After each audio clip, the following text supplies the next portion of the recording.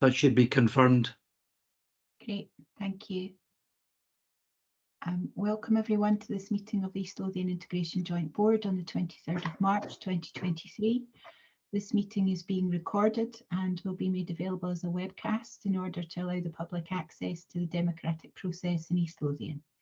East Lothian Council and NHS Lothian are the data controllers under the Data Protection Act 2018. Data collected as part of the recording will be retained in accordance with the Council and Health Board's policies on record retention, and the webcast of this meeting will be publicly available for up to 6 months. I'll now take a roll call of attendees, but first of all, I can confirm we've had apologies from Councillor Lachlan Bruce, from Fiona Ireland, Val D'Souza and John Turville. And we do have substitutes for Fiona, Val and John, and I'll cover these when we do the roll call. Shameen Akhtar. Present. Lynn Jordan, is she in yet? Present. Thank you, Lynn. Carol McFarlane. Present. Thank you. Elizabeth Gordon. Present. And substitute for Fiona, Peter Knight. Present. Thank you. Peter Murray. Present. And substitute for Val, Angus McCann. Yes. Thank you, Angus. Maureen Allen. Nope. David Binney. David, are you with us? I think I saw you on the list. Yes, I'm here. Thank you. Philip Conaglan. Present. Thank you. Lorraine Cowan. Is Lorraine here? No, she's on leave, Fiona. Great, thank you. Claire Flanagan. Present. Ian Gorman. Present. Wendy Hale. Nope. Claire McIntosh. Present. Thank you. Marlon McNeil. Thomas Miller. Present. And I believe Judith Tate is joining us later. And John Hardman.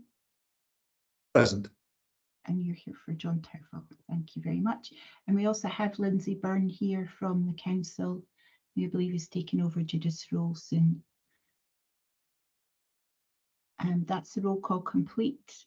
Chair, can I just ask before we begin, do any members have any declarations of interest on any of the items? No? That's great. Thank you very much. We're ready to begin the business, Chair. Thank you, Fiona, as always. Can I welcome Lindsay, in particular thank Angus and Peter for stepping up, particularly Angus at very short notice, so I'm grateful to you both. There was another substitute, John, so thank you, John, for also being available. It's always helpful to have the full available cadre of people, so thank you for that.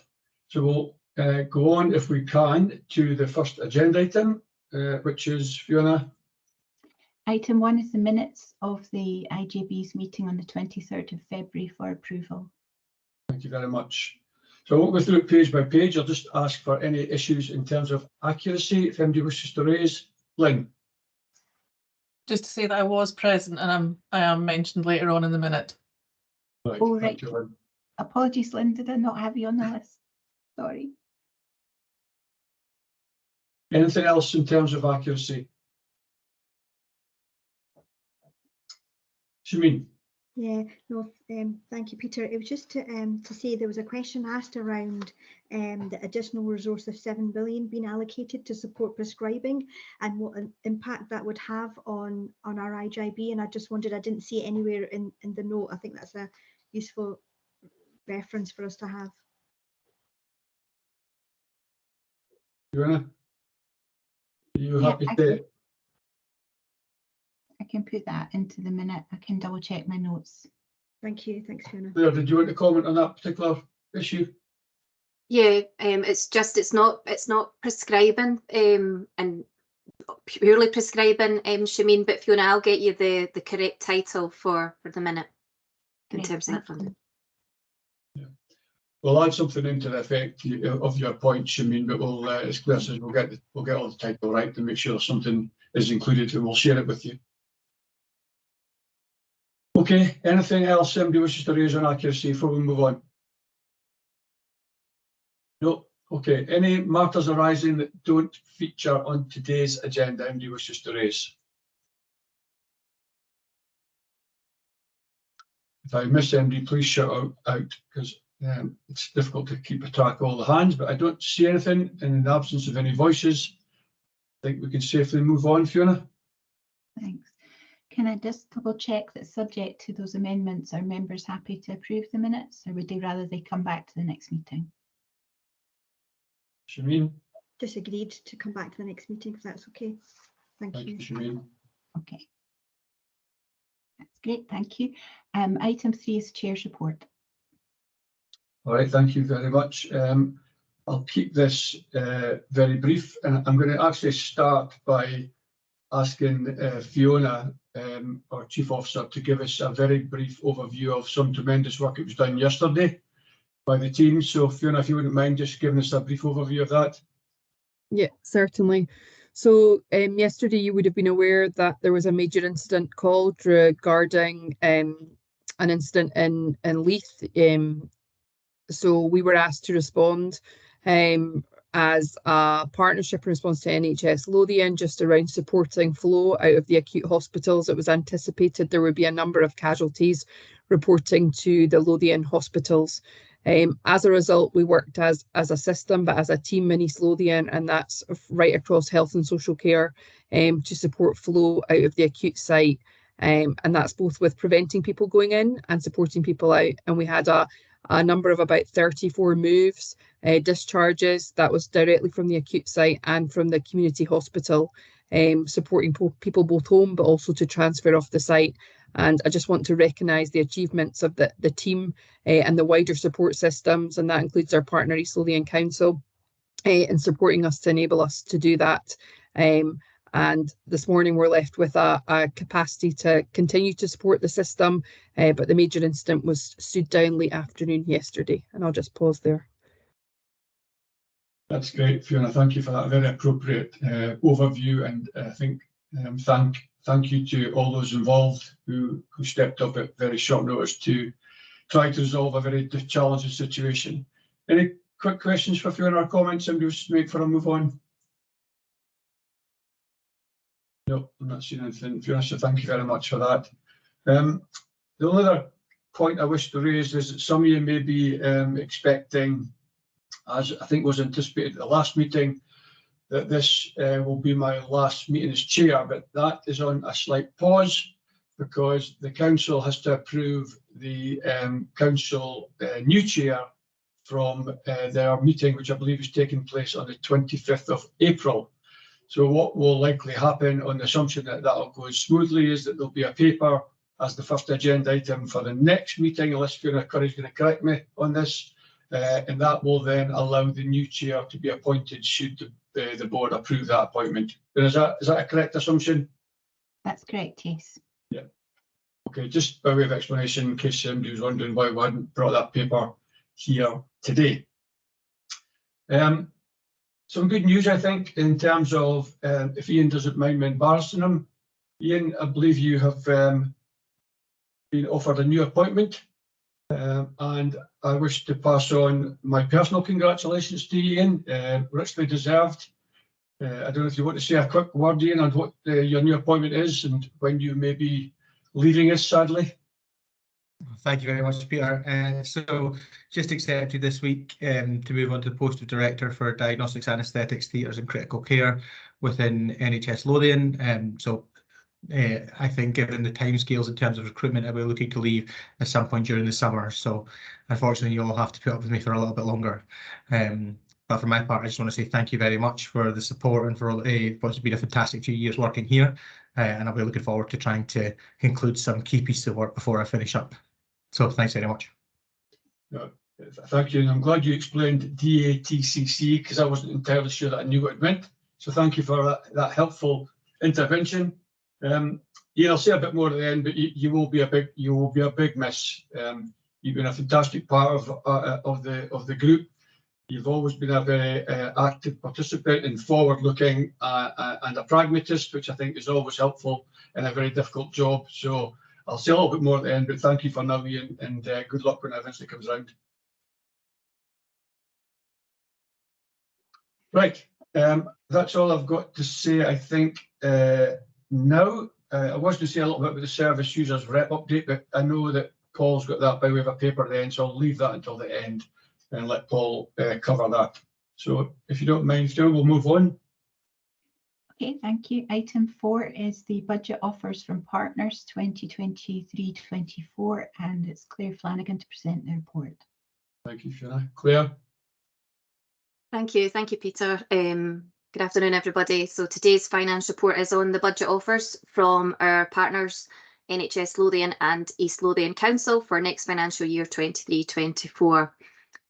As part of this, we will also be updating the board on the financial plan projections for the IJB and provide an update on the financial recovery plans that have been developed to mitigate the financial gap, plus give an update on the IJB's reserves position. So if we go into the start of the paper, you will be aware from the last meeting I shared as part of the Q3 finance update that letters had been received from Scottish Government by both our partners on what the budget allocations to the IJB should be. And this was that the funding allocated to integration authorities should be additional and not substitutional to each council's 22-23 recurring budgets for services delegated to IJBs, and therefore local authorities' social care budgets for allocations to integration authorities must be at least 95 million greater than in 22-23. The formal offer from East Lothian Council has come through after their council meeting on the 28th of February, and the offer is shared within the paper at figure 1. Paragraph 3, it's worth drawing your attention to that. Paragraph 3 highlights that overall there is not the expected additionality in this budget offer, and therefore it's not in line with the parameters laid out by Scottish Government. And due to that, the officers are recommending that IJB does not accept this budget. The NHS Lothian, our other partner, doesn't have its financial plan finalised until April, and therefore the IJB's budgets aren't approved by the Health Board until that meeting. So at this moment in time, given the Health Board doesn't meet until the 5th of April, it's an indicative budget offer and position from NHS Lothian. You'll see this is also included in the appendix. You have the letter in the appendix, and then the details are included in figure 2 within the paper. NHS Lothian is passing across to the IJB a share of the 2% uplift in funding they receive from Scottish Government, and this is in line with the parameters set by Government to the health boards. So overall, next year, it looks like the IJB will have a possible indicative budget of about £182.5 million. Moving to the medium-term financial plan, we reported this back in December to the board. And as both partners refine projections, the IJB's financial plan also refines itself. So in figure 4, it includes the February iteration of these financial projections for next year. So you'll see we're currently projecting a financial gap of 4.77 million or 4.8 million for 23-24. And then the table goes on to highlight 2 quite specific changes. It highlights an increase in the prescribing expenditure. So there's been a projection over and above what was included in the February iteration of NHS Lothian's financial plan. So their final financial plan, the March version of the financial plan, which will be signed off by the Health Board on the 5th of April. This includes an increase in the prescribing, the predicted prescribing expenditure for next financial year. So we've got that change, that we were aware of that change coming, so that change is dropped within the table. And then we've also got the reduction contained within the council, East Lothian's council budget offer to the IJB, the £250,000 reduction. This takes our overall financial planning gap for next year to 6.1 financial plan gap to £6.1 million.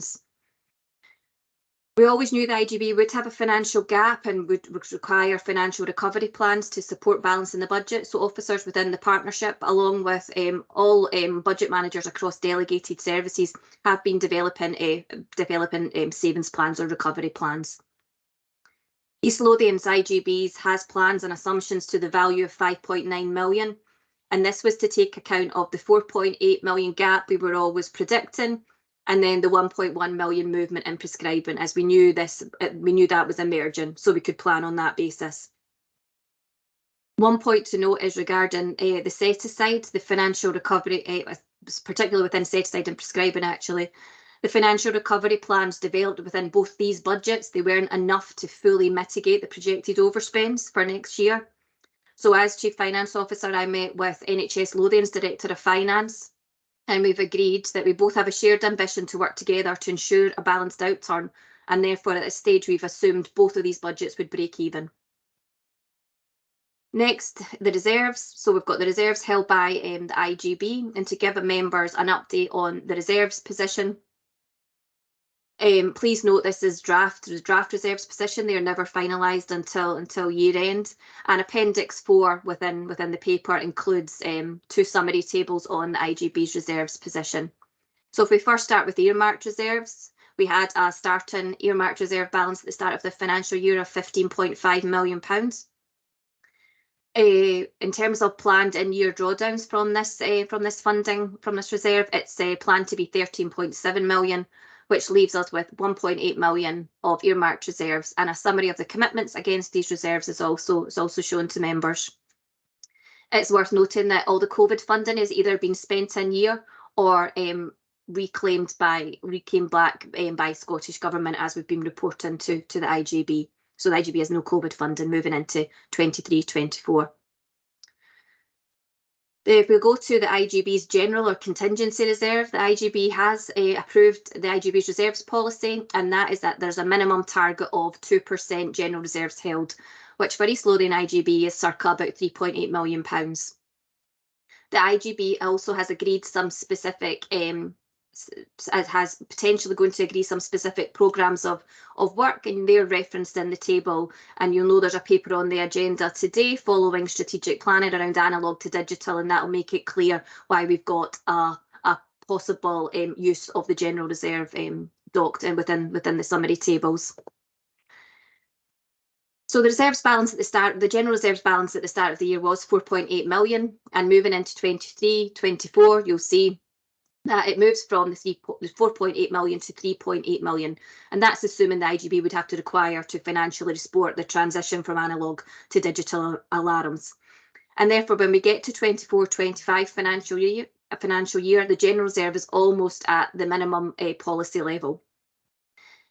And I would just like to remind people that the general reserve should also be seen in the context of the values that were shown in Figure 4, where that highlights the IJB's financial planning and financial gaps moving into the future for 4 financial years. And you'll see that the projected gap that the IJB has moving into financial year 26-27 is £14 million. So finally, to conclude the paper, we have developed financial recovery plans for £5.9 million, and therefore based on the 6.1 million projected overspend next year, we require further actions to balance the IJB's budget. The report asks for agreement that officers come back to the May business meeting with actions for the IJB to mitigate the remaining £250,000 the financial gap that we've got. Therefore, at this stage, the IJB's budget does remain unbalanced, and I'll ensure that both partners are made aware of this after this meeting. And I'll hand back to Peter as chair for the recommendations. That's great. Thank you, Claire. Just before I open up for questions, I think there's a few important contextual points that are necessary to make. First of all, that it won't have been missed by the majority, if not all, that there's significant financial pressure for every local authority across Scotland. And I know that Siobhan has been at great lengths to explain to it, and she might need to explain in more details to the rest, but East Lothian is not funded as well as perhaps some other local authorities across Scotland. And Siobhan, you might want to say a little bit more about that just to help the understanding.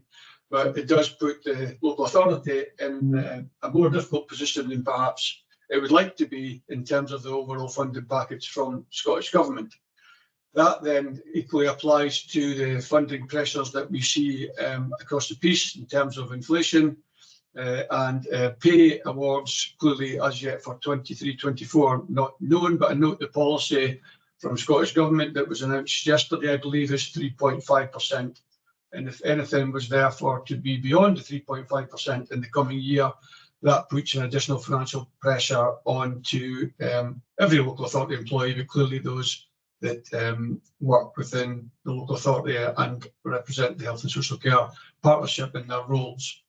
So there is a broader context to where we find ourselves in terms of the financial challenges, and they won't have been missed either individually by you all or indeed more strategically, depending on the role that you perform.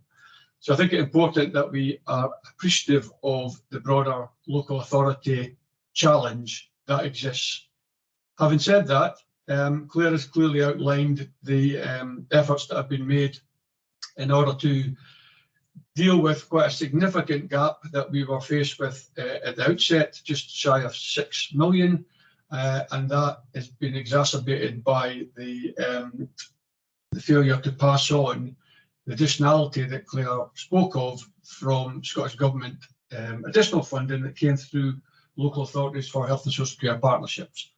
So on that, I'm just going to pause and I'm going to invite questions or comments from colleagues before we go towards the recommendations.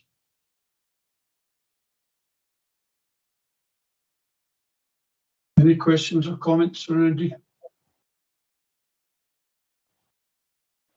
Not seen any hands go up.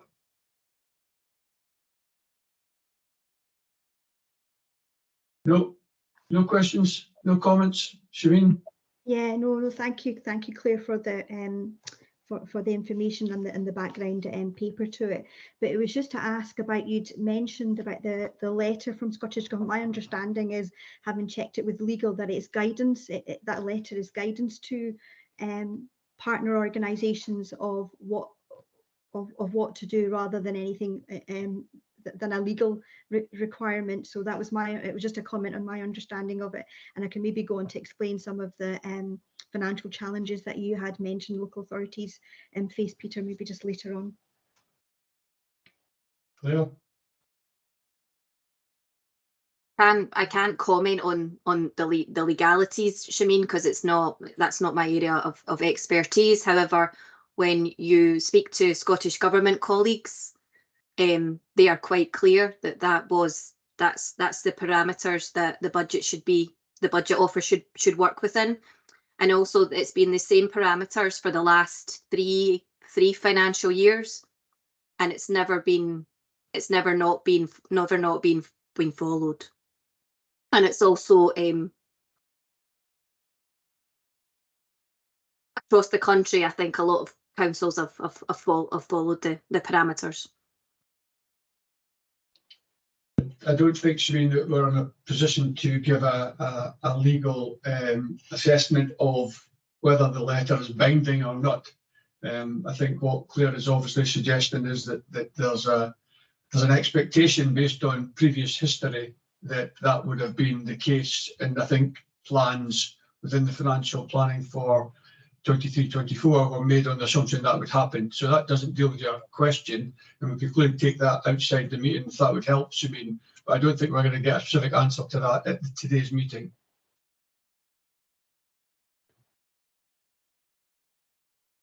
Do you want to come back in, Shireen? No, thank you. Like Angus in. Angus? Thank you. We've also got to be concerned about the budget for now, but also on future years and future impact.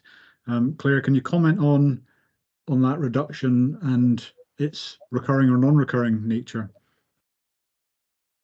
So the assumption is that the reduction would end up being a recurring reduction. So that would be something that we would have to mitigate on a recurring basis, so have a recurring savings plan. It's also worth highlighting that we did the pay uplift that we thought we were getting from East Lothian Council for this financial year got withdrawn at Q3. So we're also managing the full pay pressure from local authorities, and that's about £750,000. So between that decision and then the further decision to reduce the budget offer, it's a recurring £1 million that we have to manage. Okay, Angus. Angus, does that deal with your question? I was nodding furiously when on mute, but yes, thank you. Siobhan, your hand's still up. Are you want to come back in? I'm just keen to make a comment, but I can do that once you've taken all the questions. There's nobody else waiting, Siobhan, so please feel free to go. Okay, no, thank you. I think it's, you know, I think it's a really difficult decision today, but I think it's really important to maybe lay out a bit of background to this and how we've got to this position. And, you know, I was elected as a councillor in 2012. And then at that time, that was the really early stages of East Lothian IJB being set up. And behind the scenes were colleagues, my colleagues, Councillor Innes and Councillor Grant, and names you might not recognise or people that you might not have met, but names that were remembered for really advocating fiercely for local communities of East Lothian, because as they saw the IJB being set up, they saw the opportunity to push really hard for the progress on the community hospital that East Lothian had been waiting for 10 years, and they used that opportunity to see progress on the hospital. And you know that was like all, you know that, like we all know, that East Lothian is one of the fastest growing council areas in Scotland, and the number of people aged over 65 is forecast to grow by 72% between 2012 and 2037. And they also knew the pressure on local services was growing on the county as its population was growing, and that as a county, they knew as a county we needed those facilities more than ever. They also knew that housing and health are intertwined. You can't have one without the other, so that's why it was really important. They're also in the forefront of the local development plan over the next 20 years. That there's an allocation of 2,500 council and social housing across East Lothian, and they valued and saw the importance of public services to local communities as well as the voluntary and community sector. And they passionately believed public services provided the social infrastructure for people to keep them safe, for them to have security, to tackle homelessness, because that social care worker might be the only person that you speak to in your whole day, and provide a safe, secure home that transformed people's lives. So during that period of time, when things got really tough for East Lothian IJB, delayed discharges were at a really poor rate. The budget was significantly overspent. So when times are really tough for East Lothian IJB, East Lothian Council stepped in and provided that support to them with additional levels of financial support. And just to remind myself, I went back to have a look at the budgets of that time in February 2017, and it was agreed to allocate an additional £1.8 million of additional investment to East Lothian IJB at a time where East Lothian Council saw that it was struggling and needed help and support. So it stepped in. And I think as a result of those interventions, we see where East Lothian IJB is at the moment, providing that support to local constituents, seeing that we've got the best delayed discharges in the whole of Scotland.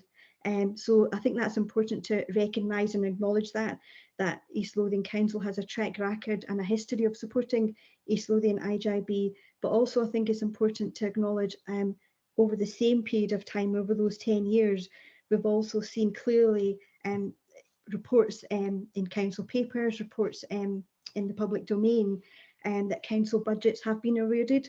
And so, for example, what that meant for us in East Lothian over the past 10 years, £40 million has been stripped out of East Lothian Council to enable us to manage that ever decreasing budget over the last 10 years. So that eroding away of budgets has now led to us in 2023 for East Lothian Council being one of the fastest growing councils in Scotland. And for 2023, the Scottish Government's SPICE report clearly outlining that we're one of the worst funded councils in Scotland. So we're in the top 3 for growth, but we're in the bottom 3 for funding. So out of the 33 authorities, we're in the bottom for what we receive per capita, which is 1,199 to be exact. And out of the 32 authorities, we're in the bottom 3 for capital funding that we receive, which is £81. Also within 2023, which is really important for health and social care, that East Lothian Council's homelessness fund budget was reduced by Scottish Government by £482,000. There was a reduction in the school grants award for children of £21,000 and a reduction in early years of £216,000. And all those are important for us to be aware of as a health and social care partnership, because those supports are vitally needed for people to use the health and social care. But I think it's really important to acknowledge that East Lothian IJB can't deliver its priorities without that basic social infrastructure that public services and voluntary and community services provide. And I see that preventative work happening every day when I'm out and about visiting constituents, talking to constituents who are maybe visiting a voluntary and community sector organisation to provide them with a lot of help and support. We see that through our 6 area partnerships, which each of them have a health and social care subgroups, looking at what the intervention should be in a local level to tackle health issues.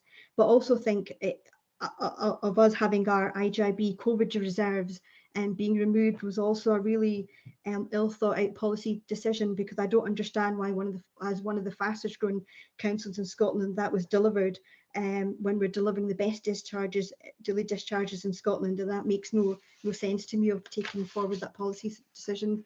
So during the budget process, it was a really difficult and challenging process for all of us. We have a budget gap of £18 million, and the resource that we had to reduce that budget gap was £2 million. So we have had to look at a whole range of different areas of where the council itself and delivering its services, of how it delivers services, how it charges for some of those services, has to look at reducing that gap, as well as increasing our council tax and using £7 million of reserves.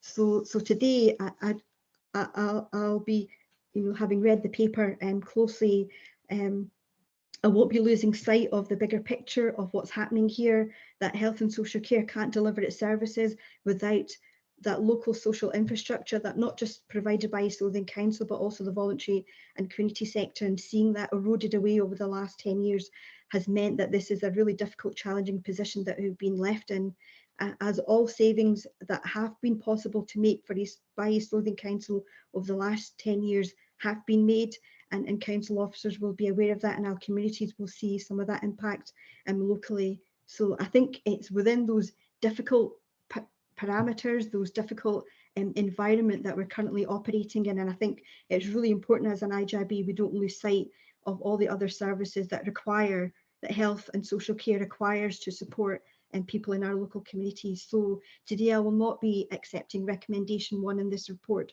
which is to reject the council offer. I'll be proposing that we accept the council offer and be cognizant of the bigger picture that local authorities are facing, and that as an integration joint board we need those local public services, that social infrastructure that captures people and provides them with safety and security. Thank you, Siobhan. Obviously, I would imagine that those very important points, if I break them down, the first one with regard to the support the IJB has received over the years, I don't think that would be in dispute, because obviously I've been in the IJB myself for the best part of 6 years, so I recognise that, and obviously that's a broader, longer term perspective when perhaps funding was slightly easier than it is today. However, where I would probably offer a context in terms of the IJB is that we've got delegated responsibilities that we are responsible for. We are here as a body to try to do the best for those delegated responsibilities that the Chief Officer and our team have to face up to. And as with every conversation that I'm sure took place in the local authority, Siobhan, that you would have been involved in, that there were people presenting different arguments as to why different cuts should be made in different ways. So in terms of a perspective that clearly each member will have in terms of the recommendations that we'll speak to in a moment, they will have to make a decision based on how they see their responsibilities within this board, as opposed to the, although helpful, broader analysis, it's this board that they are being asked to make a decision on as to whether or not they support the recommendations by the finance officer, Claire. So that's just I think a fair response. Siobhan, we are a board for a particular purpose, and I think we need to view it very carefully in that context as we consider how best we support Fiona Wilson and her team. So anybody else want to make any other questions or comments? Lynn, I think you were first, then you, Elizabeth. Yeah, just in terms of comments, and while you won't be surprised that I won't necessarily support all of the emphasis on what Shameen has just said, I do echo the general tenor of it in terms of understanding where the council are in terms of the overall funding position, and recognising that in the budget that the council has set, there is pain across the board. There's pain for the council, there's pain for the community, as well as in terms of council tax and all the rest of it. So that, you know, that the burden has been shared out in terms of the overall financial situation, as I see it as an individual of this board. I also wanted to highlight that I'm not sure that the IJB refusing to accept this offer at a point, especially when we don't know what we don't have absolute confirmation of what's coming from NHS Lothian.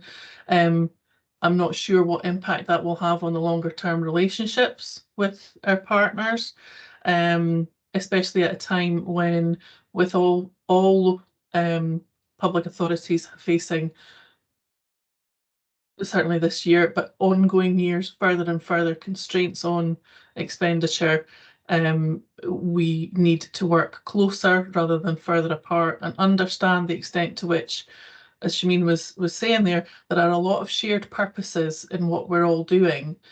We just maybe hold them in slightly different places, but there is like a continuum of well-being that the local authority sees through into the more acute services that the IJB are responsible for. So I would just want us to bear that in mind. And I also note that, you know, in a paper later on in the agenda, we are probably actively, hopefully, going to ask the local authority for some assistance, you know, not necessarily in revenue funding, but in capital, which might actually be an easier option for the local authority at the moment, because it spreads out the burden. Thank you for that, Lynn. Just an immediate response, if I can, to the question of the relationship.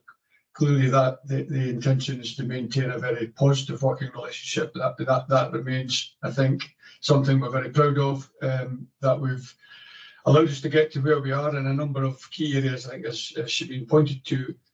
Perhaps my only response, Lynn, I think is fair, is that this is the first time this group has had a chance to comment on the offer that has come in from the local authority. So it's right and proper that we get at least an opportunity to express a view. I don't think that dilutes my view. I don't think that dilutes the ongoing partnership working ethos that we have evolved towards and would like to continue on. So just a quick response, Lynn, in terms of just the practicalities of allowing this group, this board, to decide to what extent they think that the offer is fair with the reduction that's been outlined by Claire. Elizabeth, please.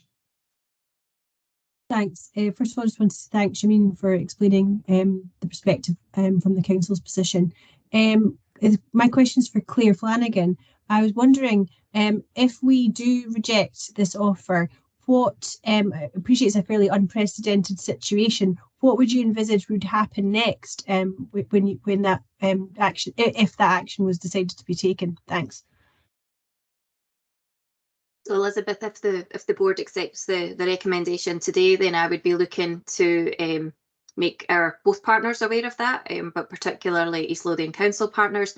And I think it would be time to get, if we go back to the integration scheme, it'd be time to get further discussions around the fact that the IJB didn't accept the budget offer, and to see where what scope there was to do anything differently.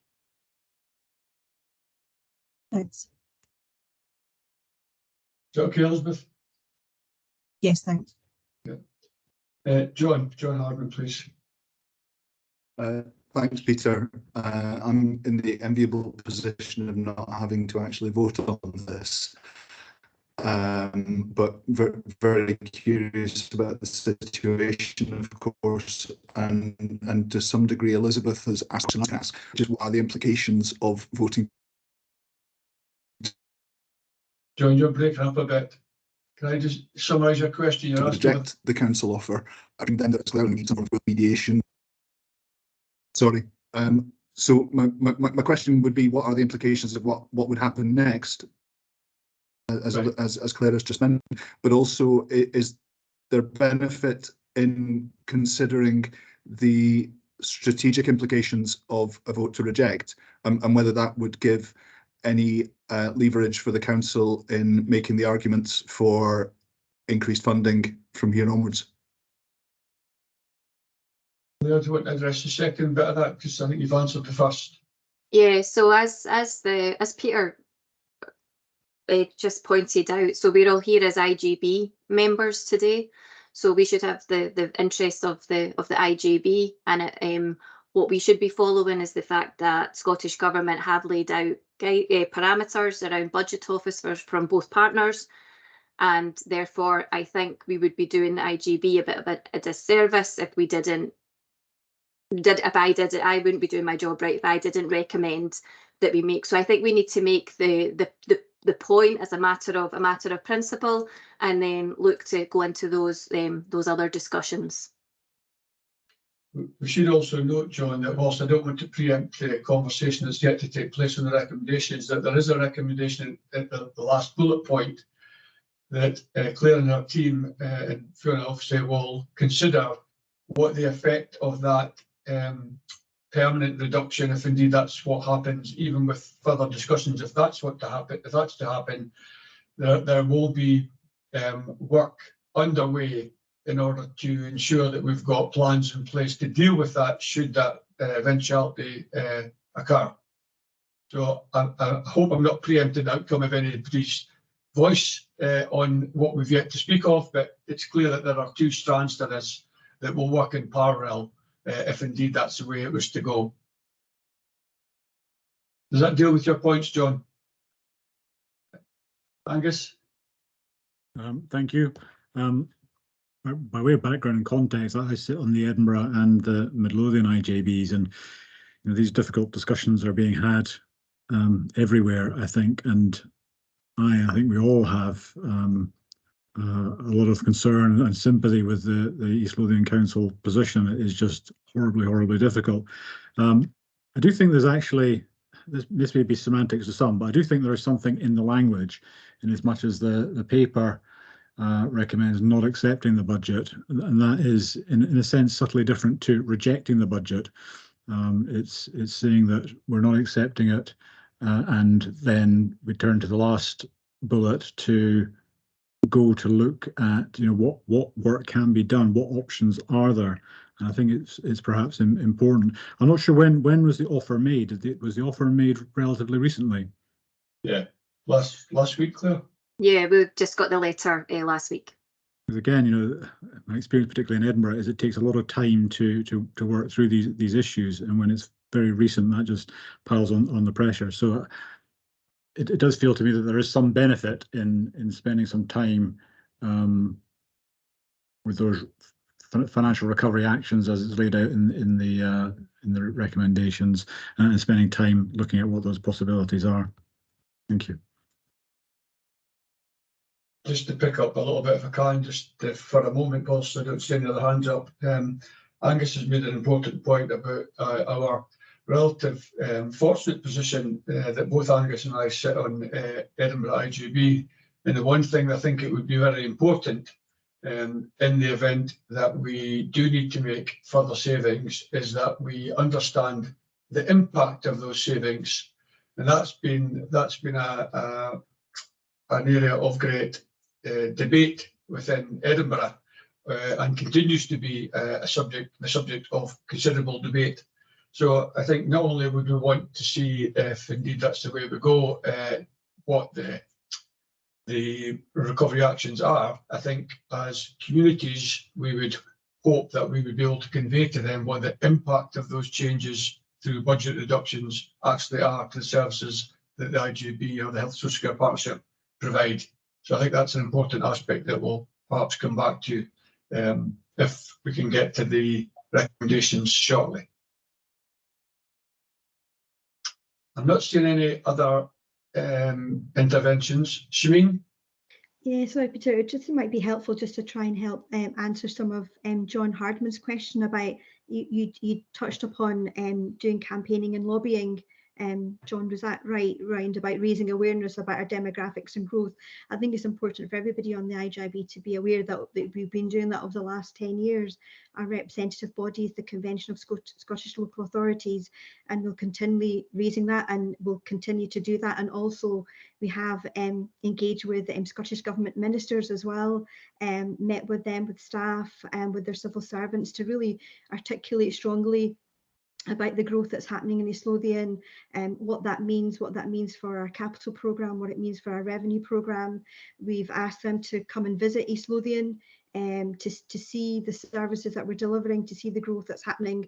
And we've had meetings, but no response back from them. And also we wouldn't be going down, the same route as Midlothian. And I know if you've read the Midlothian and View newspaper, they gave very little notice to Midlothian IJB of the 1.3 million reduction they made in the Midlothian IJB budget. That is not, we don't work like that in East Lothian. We've got a partnership, collaborative approach. So just to highlight that things are happening that are difficult, not just for ourselves, but in our neighbouring authorities as well. Thanks, Shimeen, it's helpful. Just by way of complete context in that, for those that are not familiar with the funding formula for, Shimeen's very helpfully described the one for local authorities and where East Lothian sit in that. I think if Callum, the Chief Executive of NHS Lothian, was here, he would tell you very clearly that there's a funding gap for NHS Lothian too.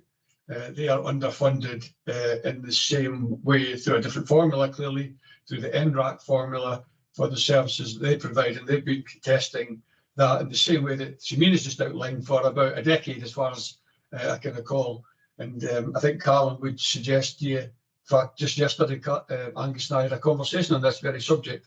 They would suggest that over the last 10 years, they're £150 million shy of the funding that they should have received based on the population and other aspects of growth within the Lothian area.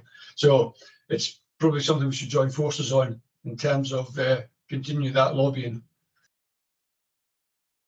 So I'm not wanting to rush this through for any particular purpose, but I don't see any hands going up. So maybe, Claire, if we could perhaps just turn to the recommendations. Fiona, sorry, did I say Claire there? Thanks. Sorry, Fiona, I meant Fiona. I have too many Fionas and Claires in my life. I think, given the discussion, it's probably wise to take the recommendations, the two sort of individually, and to cover perhaps first recommendations 2, 3 and 4, which are, and 5, which are for noting, and as they relate to the principles in the indicative NHS Lothian budget, the updated medium-term financial plan, the financial recovery plans and assumptions, and the IJB's provisional reserves position. So if you're happy, we'll just take those first. And yes, happy with that, if members could indicate their general agreement to note those. Agreed. Agreed. Thank you. And then we'll move on to the two recommendations for approval, which we'll do by roll call. The first recommendation is that the IJB agree not to accept the budget offer from East Lothian Council for 2023-24. And I'll come to each member individually. Councillor Akhtar. Against. Elizabeth Gordon. Agree. Councillor Jardine. Against. Peter Knight. Agree. Agree. Angus McCann. Agree. And Councillor McFarlane. Against. And Peter Murray. Agree.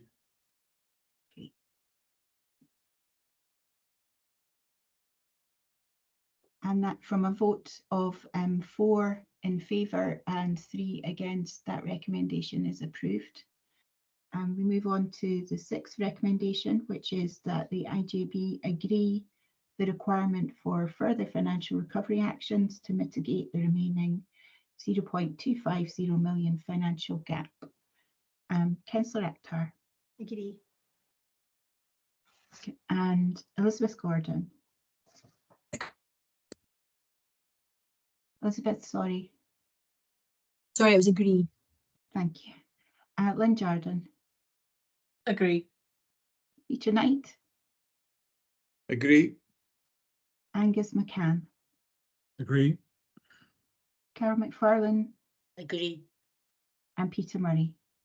Agree. Thank you. That recommendation is approved unanimously. Thank you, Fiona, and thank you everybody for your votes. Just to conclude on that paper, I think we look forward to Claire making further contact and coming back with an update to us at the next meeting. Claire, I'm going to assume that's the way in which we'd assume it'll go. But to touch back on Lynn's point, those discussions will be anticipated very much in the spirit of the ongoing partnership approach that we wish to protect and ensure is the way in which we will conduct our discussions on this matter. Okay, Fiona.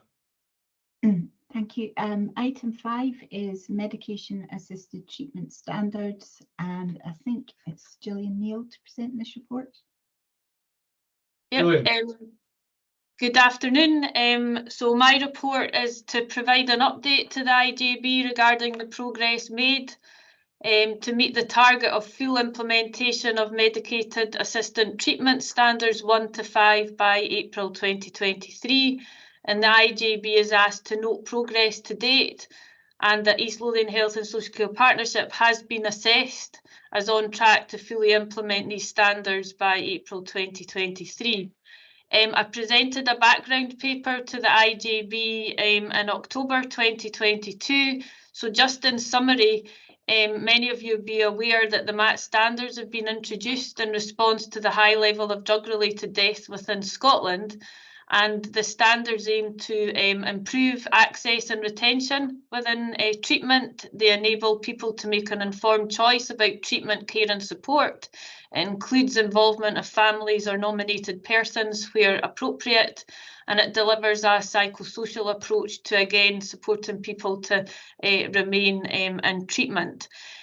So considerable work has been undertaken across all ADP partners within East Lothian to ensure that the criteria and the principles that have been set against each of the MAT standards have been fully understood to support people in their MAT treatment and recovery, and to inform how services will be accessed and delivered. We have submitted a detailed local implementation plan, and the Q3 plan was submitted to the Scottish Government in January 2023, and we are following this up with a discussion with the Minister within the next few days, the next few weeks.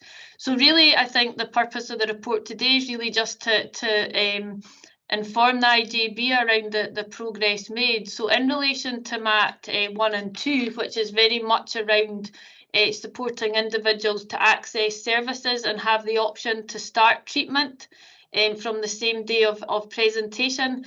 Since 31st of October, we've managed to fully implement a same-day access service for assessment and a treatment 5 days a week, and this can be through self-presentation, through our MELD, which is Mid and East Lothian Drugs Contact Service, through triage or an external referral. And we've also been raising awareness with key stakeholders around how individuals can access the pathways. And I think what's really interesting is I've shared some of the sort of raw data that we've got at the moment. So since we started the 5 days a week access, we've managed to attract 25 patients have accessed the service. and we've been able to provide a prescription within a median of 2 days.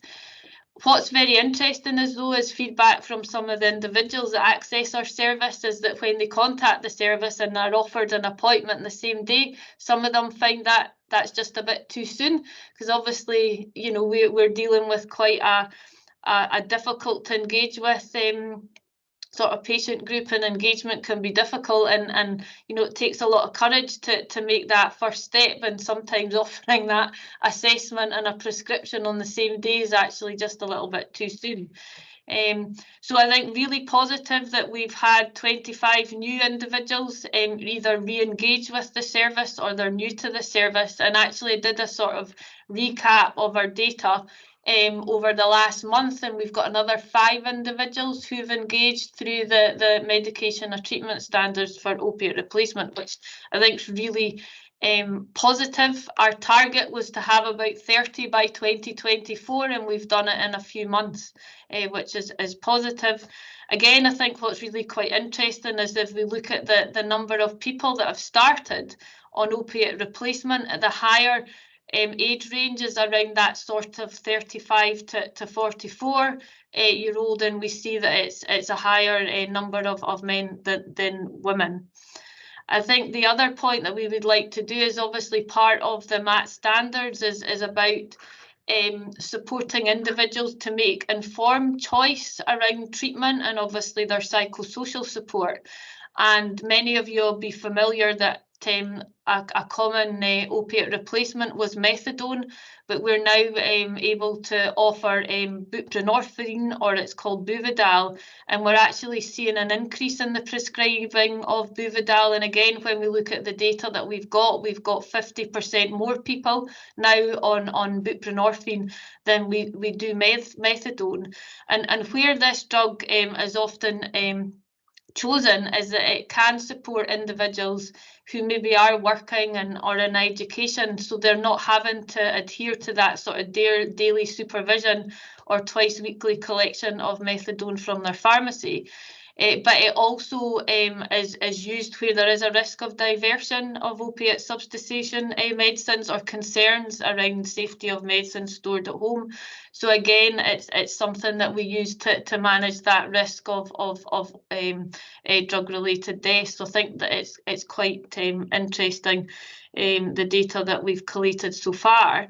However, there is a risk, because obviously this treatment is more expensive compared with other treatment for opiate dependence, and we do need to take this into account as MAT's being progressed, because, you know, on one hand we're being asked to support people to make an informed choice, but again balancing that risk of the cost of the buprenorphine.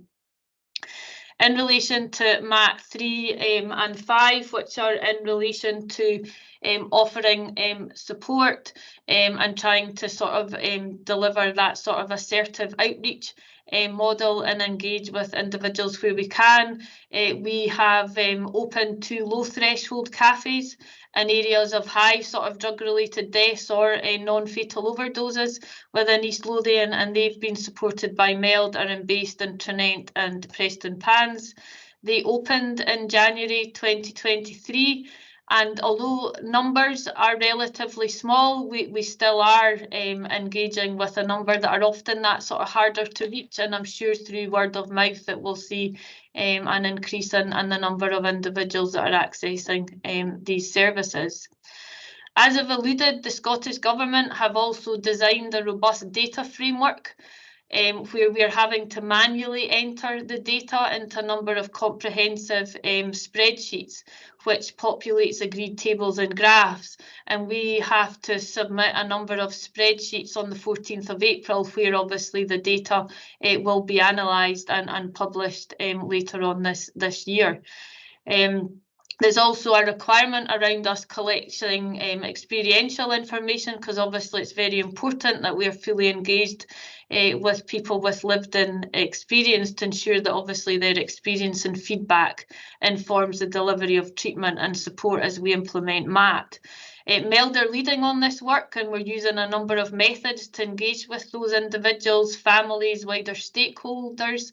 And I'm sure, again, as you appreciate, it still is a difficult group to engage with, and we've been offering a number of incentives and vouchers for individuals to participate. We had a meeting yesterday, and we've certainly got families quite engaged in the process, less so around individuals that are in treatment. So again, looking at every opportunity to use peer workers when we are delivering clinics, etc., to try and gather that information, because as I say, it's really important, and we will be assessed against that with the government. We were assessed by the government's MAT team on the 7th of February, and this involved a review of all of our processes, data and experiential information against each of the MAT standards. Unfortunately, the outcome of the assessment indicated that we were awarded a provisional green rating for all 5 standards, on the understanding that the data and the experiential information collated by April 2023 evidenced that we were fully achieving each standard. The only other thing that I think, I've mentioned it before, that there are, a couple of risks. We are slightly concerned that just the lack of sufficient experiential information will be due to the lack of engagement of small numbers, but we are linked in with a number of forums across Scotland, linking directly in with the Scottish Government. I think a lot of partnerships are feeding back the same concerns, and I think we do just need to be mindful of the cost of Buvidal versus meeting patient choice and reducing the risk of drug-related deaths. So I'm happy to take any questions. Thanks very much, Gillian. Just before I go to questions, Fiona, can I just check that we don't need to approve by roll call the second bullet point at 2.1?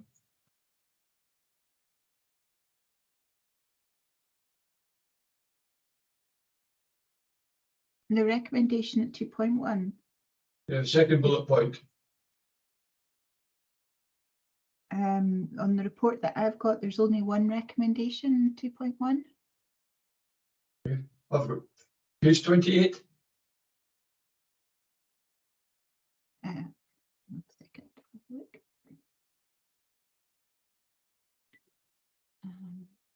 I think that's a background paper, Peter. Right, okay. Beg your pardon. Aye, sorry. It's my fault, Fiona. I'm looking at the wrong one. Just ignore me. Okay, any questions for Gillian? Gillian, thanks very much for that presentation. That was very comprehensive, and your paper's very helpful. So there may be one or two questions. Shameen? Yeah, no, thanks very much, Gillian. That's great to hear that you'd set yourself a target and you have gone beyond that target. And I don't know whether you want to kind of say what do you feel has been kind of the success in getting people forward in providing that, in them being able to access that support. And the other thing is that their support's there. It's making sure that that's sustained and it's there over a longer period of time. And I wondered if you could talk about the sustainability of the work that you're doing.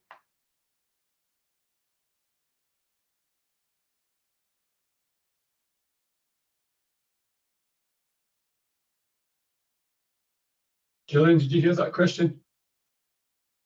I think Gillian's frozen. So sorry, I got thrown out just as you were asking, so apologies, Shameen. Can you repeat? Sorry. Yeah, no problem, Gillian. It was just one, you'd set yourself a target and you've gone beyond that target, so that's really positive that more people are coming forward and accessing the support that you're providing.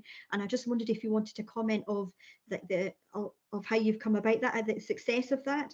And the second one is when you provide support, that it's really important to keep that, to sustain that support, that it's there for people. They know that they can get it and maybe speak to other people that I've received this support and it's really helped me. And I just wondered if you could just comment on the sustainability of the work that you're doing. So in terms of, obviously it's early days and we're analysing the information, but I think one of the sort of key factors is that we've got our MELD service operating a a contact service. Now that's currently at 5 days a week, but it's about to be extended to the weekend.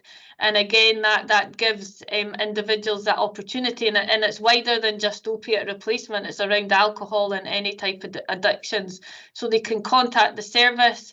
They'll speak to a member of staff, and then there will be a triage, and then they're signposted to the right service and support. And obviously in relation to opiate replacement treatment, it just allows them to access the service on the same day or the next day. So that has been very much an important factor in relation to the access. We also accept self-presentation, so individuals can self-present at the ESC centre, and equally our other partners can make referrals on behalf of the individuals, as long as we've got consent. So I think that very much plays a part. In relation, you're absolutely right. One of our key challenges is how do we support individuals to retain them in treatment, because again, what we do find is that individuals, due to a lot of different social factors and different circumstances, do drop in and out of services. So we have 10 standards to implement. So we have to implement 6 to 10 by April 2024, and that's very much in relation to that psychosocial support and providing lots of different ways to try and engage with individuals, looking at using people with lived experience, peer support, all the way to sort of psychology and more evidence-based sort of therapeutic work. So we've been assessed against that, and we've been assessed as being an amber, almost green for some of them. So we're quite far ahead in relation to that. And again, through word of mouth within this community is very important. And I think if we look at some of the case examples we've got couples who are both have been using illicit substances, and they've both recently engaged actively within opiate replacement treatment. So again, that sort of tells a very positive story. So again, it'll be interesting to see our journey, and we'll be able to provide more information at future meetings. Thank you very much. Thanks, Gillian. Angus? In her last few lines, Gillian has in large part answered the question I had, in as much as this is a paper of a good story of success in implementing MAT standards 1 to 5. So great job, well done. But then when I looked over 6 to 10, many of them are green, and those that aren't green are showing us as on track. And I was just wondering why you weren't reporting on them. And you told us that you're required to report on 1 to 5 now and 6 to 10 for April, but you clearly are doing well on all of them. Yeah, and I think it goes back to Shameen's point, Angus, is that we can't really do some of them without starting to think about how do we provide that sort of psychological support, because there's a number of individuals that are already within services and are very happy to be engaged with different supports around their sort of recovery and their journey. So yeah, they very much go sort of hand in hand. I think where we are streets ahead is that we do have a well-developed primary care service around substance use. So again, have got that opportunity when people are stable on treatment, they can be passed to our substance use nurses who link in with our GPs as well. And I know that other partnerships aren't as far as advanced as we are. It's a good point, Angus, and thanks for pointing out that there's been a lot of work done in this, and I think we should recognise that work beyond the reporting requirements, Gillian. So doesn't look like there's any other questions immediately popping up. So thank you very much to you and your team for all your hard work in this, and we look forward to further updates in the future. Now that I've found the right page, we have been asked to note it. Fiona? Yes, if members are just happy to note, that's just general agreement. Agreed.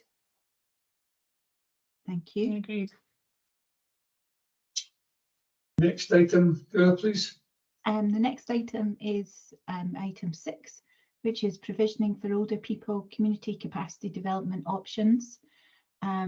Now, this was the paper that was revised, and a revised version was sent to all members. So it's the latest version which you would received yesterday that we'll be looking at today. And it's Ian Gorman to present the report. Over to you. Thanks very much, Peter. This paper very much follows on from the paper we presented last IJB in regards to the conclusion of the work of the change board in relation to provisioning strategy. The actions that we had from that, one of the key ones was for the officers of the HSCP to begin to develop options in line with the parameters set within the engagement of the provisioning strategy. The paper makes two recommendations, and the first is makes one recommendation and second a request to note. So what we're looking to do at this stage is seek IJB support that we go out to consult with the public on these options, so that whatever we look to create in terms of delivering against the challenges that we know we can see ahead in terms of provision longer term, those very practical solutions are co-produced with the public and presented back to the IJB as practical options. And the second is simply to note that this is in line with the recommendations that have come already to the IJB through the provisioning strategy. I'll not cover the background within the paper in any significant detail that's noted in sections 3.1 to 3.3, but just to note that there are three areas we'd like to address in discussion with the public in particular, so we'd like to present these as issues. The first being that I think we can recognise through the work we've done that there is simply insufficient capacity for care at home across all of East Lothian, but it's particularly notable in the areas of North Berwick and within Dunbar, where there are significantly high levels of unmet need. And over the last several years, we've experienced a high number of external provider withdrawing from the area. The second is that as an area, we have an over provision of care homes. Now, when we produced this report for through the provisioning strategy, one of the options we looked at was to create a new home which would have between the number of, in place that would have either no additional beds or up to 30 beds. So when we presented our care home, I suppose, bounding of the options for what we would look for future provision, we were talking about producing an additional up to 30 beds. Since that meeting in February, we've now had confirmation that a new care home will be opening within Haddington, which will already have 60 beds. So we're already seeing an increase in provision since the last time that we've met as a group. That's not a council-operated care home, it's simply a private care home, but it adds to the overall provision within the area. And finally, something that we've acknowledged for some time, that the area of Preston, Seaton, Gosford requires our support in order to get additional care home capacity within the area. We will be looking, as per item 4.1, for the consultation to be a minimum of 12 weeks, and we're seeking to do that through engagement with a range of community groups and other stakeholders, including partnership and our partners both within East Lothian Council and within NHS Lothian. We'll be keen that this engagement works to the strategies that have been identified, the drivers within the strategies set out by the IJB, under the directions that we've been working to do throughout the change board, but also that it is recognising we've already been out to consult on the issues as we see them, that what we're looking to do is consult on pragmatic options. In terms of a qualities impact assessment, I just note that this particular paper has not undergone a qualities impact assessment. The first round of the provisioning work did, and as part of that consultation, we would seek to address issues around qualities and ensure that this work would form part of a full qualities impact assessment of any of the options that we decide to present. I've not noted it within the paper, but our intention would be to create a more detailed community consultation process over the course of the next month, to begin that over the course of probably around about June, May, June and July, and present back to the IJB in August of this year with options that we've been able to develop with the community. So I will pause there, and I'm very happy to take any questions, but primarily this is to note the request of the IJB for us to develop options, and our view that we can only do that in partnership with our communities. So we're seeking for approval to begin that consultation. Ian, can I just clarify that the type of examples that you'll share with the communities as options, is that something that will come back to the IJB for an awareness of the broader detail of what it is you're actually asking views on? is it going to be as specific as that, or is it going to be more seeking innovative thoughts and community-led initiatives? How's that going to be pulled together? So that's something we'll begin to work on, and we'll look to get some support around the legalities of it. But I suppose our view, what our view is, and the advice we've been getting is, we shouldn't be presenting solutions to the public and asking them to pick one. We should be presenting the issues we've identified and working out what the solutions to those would be. What we'd like to see in this consultation is that any issues that we've presented and solutions that we start to discuss, we're able to use the work of the previous provisioning group to bound that, so we can identify what we've talked about there, which is we know that the inpatient bed provision we have across East Lothian in totality is sufficient for the next 10 to 15 years. So we wouldn't be seeking options that increase our inpatient bed base. We know, and I've touched on the paper there, that really care home provision is sufficient across the area. And while we might acknowledge we need to develop something over time, it looks like the private sector is going to overtake us on that. So again, we would look to bound it within that area. And we know that the financial situation that we're in is exceptionally tight, and particularly in regards to capital. So neither partner agency is in a position to offer significant capital for development. So I think we have to be very practical in those terms. I think what we'd likely do in terms of process, Peter, is look to develop these options internally as officers, go out to consult on them with partners, but it will be in some of the practical detail. So we'd like to do it by ward level of how do we increase care at home provision in Dunbar, recognising that there's already significant provision for care home beds. And at this point in time, we're recognising that the Eddington, as it's signed, its inpatient bed base is not in operation, or similarly within the Dunbar area that we have Blossom House functioning as a care home at the moment, but we can recognise that we need additional care home capacity within that area and additional care at home capacity. So we'd like to go into ward level discussions with the public and get their views on how we can deal with these challenges given the financial constraints we have. Our hope would then be that what we'd be presenting back in August is quite practical and almost finalised options that have been co-produced with the public, to then seek the IJB's approval to bring those down into an options appraisal and start to progress one, probably towards the end of this financial year. So that's a little bit at the moment. I can't give too much more detail because, as I say, we're keen still to scope this out. But the idea is what we'd be presenting back to the IJB would be, what we'd be presenting back to the IJB in August would be the options as we have created them with the public. Okay, thanks, Ian. Thomas, you want to come in?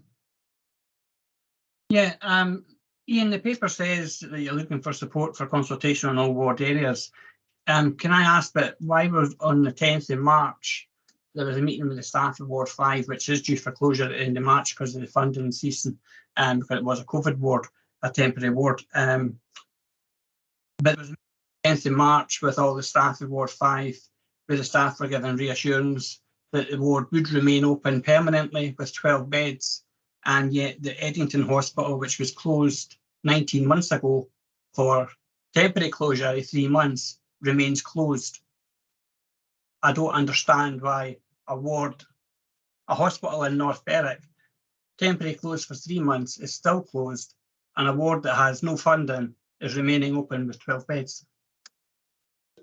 Ian, can I just check, is that question in line with your paper content?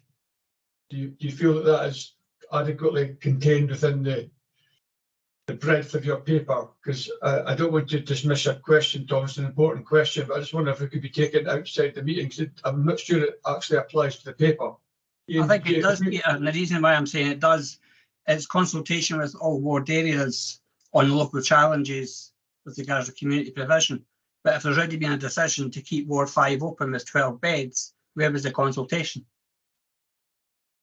Ian, are you able to address that, and do you feel that that's appropriate in terms of your paper?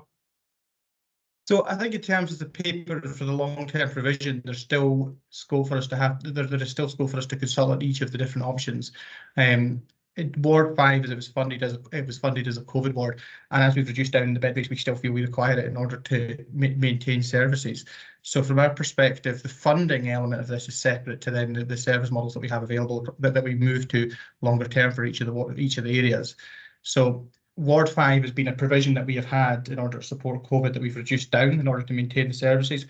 And as it stands at this point, we remain in the contingency position that we have with the Eddington Hospital. But I do think we need to go out to consult on the long-term options for how we develop, how we use that site in the coming years. that do your question, Thomas? Not really, but I'll take it offline. Okay, thank you. Lynn, I think you're next. Yeah, Ian, thanks for the paper and thanks for making it very clear around where the sort of the resource considerations need to be focused. In terms of the minimum 12-week period of consultation, I'm just conscious of it's a big area to cover, and what resource do we have for carrying out the most meaningful consultation we can in this area when I'm already aware of some local groups who feel over-consulted. Yeah, and that's where, Lynn, I think we need to be really careful in how we progress this, because we have been out to consultation for previously within the last 2 years, and we've picked up a lot of good community feedback. I think I think the resource that we have is both within our own internal team, and we will try and seek some external support if we can. In order to do this is quite a tight piece of work around the different options that are available. I'm hopeful from everything we've discussed at this group and from everything that we've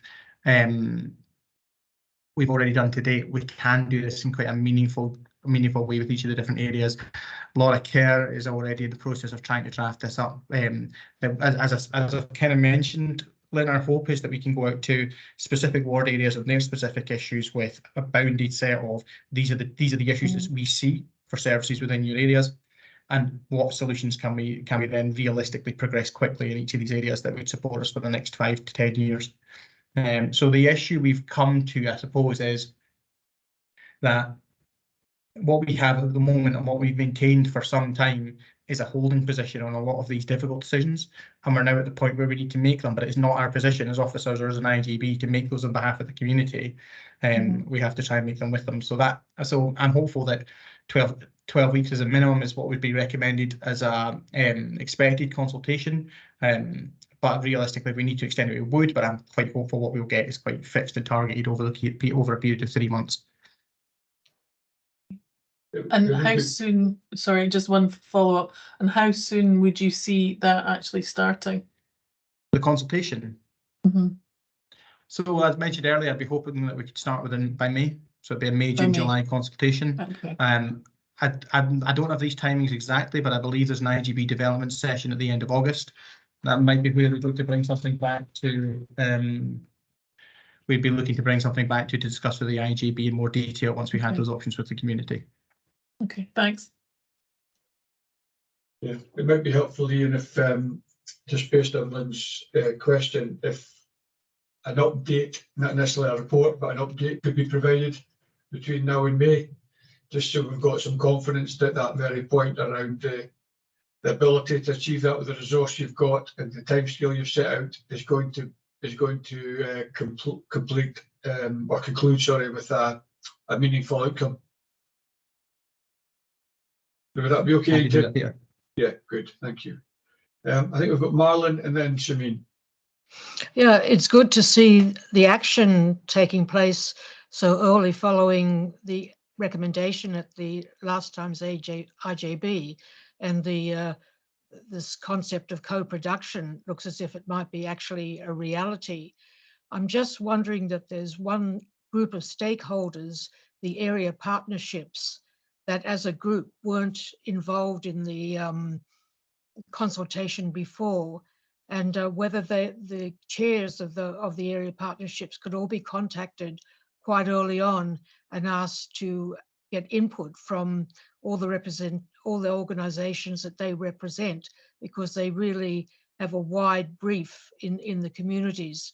So, and there's an issue of timelines in that they only meet every 2 months, and they've got health and well-being subgroups that meet in between those periods.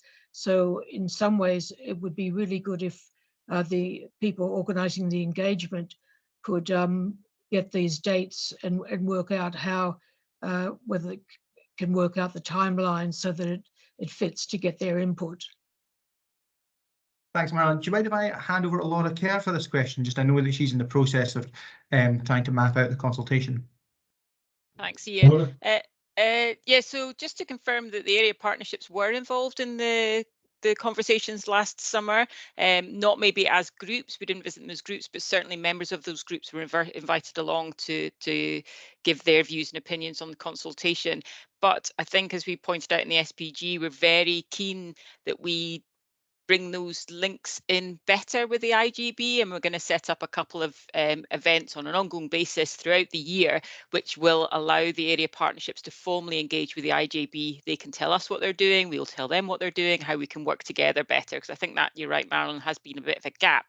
But to confirm, Jane Ogden-Smith and Jen Jarvis are both working on those stakeholder groups, and we anticipate we'll have a couple of stakeholder groups in each area, particularly looking at North Berwick and Dunbar, and have a wider area partnership group, which we will invite the health and wellbeing group leads to, as well as the area partnership leads to, and aware that they don't meet that often, so therefore we will try and set up meetings at convenient times to host them together. So we'll have separate, if you like, working groups for each of our areas where we're focused on, and then we'll have a kind of wider group that will encompass all the area partnerships and health and wellbeing groups. So we're pretty confident with Jane and Jen's list and connections, we will be able to get it right. Thanks, Laura. Thanks, Marilyn. Thanks, Marilyn. Shameen? Yeah, no, thanks, Ian, for the paper. It was just about the timescales for this of May, June, July time.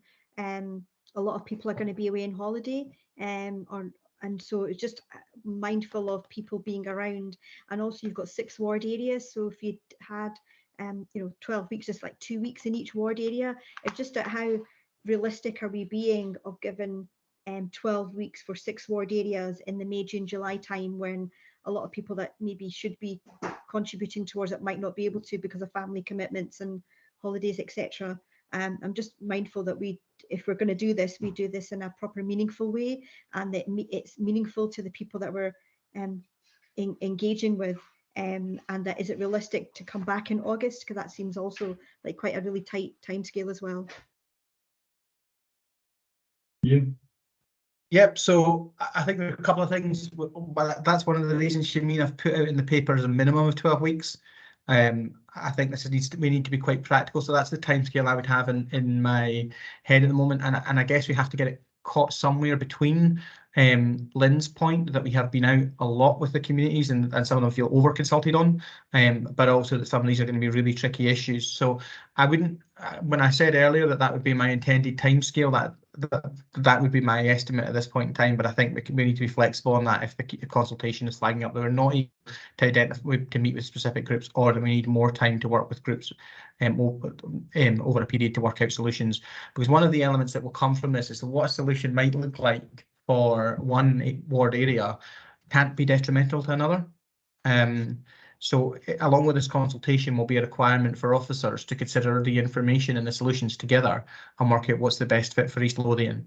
So I don't know that we are being unrealistic in the time scale. Maybe we will be, but I guess I would hope that it was more ambitious, because we have been doing this for a number of years now, and we need to start pinning it down to what our options really are for each of these areas. And we do, the reality underpinning a lot of this is that there are just enormous challenges within care at home and intermediate care. And this is becoming one of the biggest problems that we're facing in terms of delivering the services to people across East Lothian. And as per our previous discussion, managing these with a diminishing budget means that we're having to consider completely different ways of delivering these services, and really pragmatically considering what it is we're able to do with the resources we have in order to meet what is across most areas a deficit of care at home provision. So I do think you're right in terms of it being a tight time scale. It perhaps is a little bit too ambitious, but I would like to give reassurance that we will not end the process to fit the time scale. We will continue the process until we feel that we've been able to evidence we've engaged appropriately with the communities and been able to produce options with them. Okay, thank you.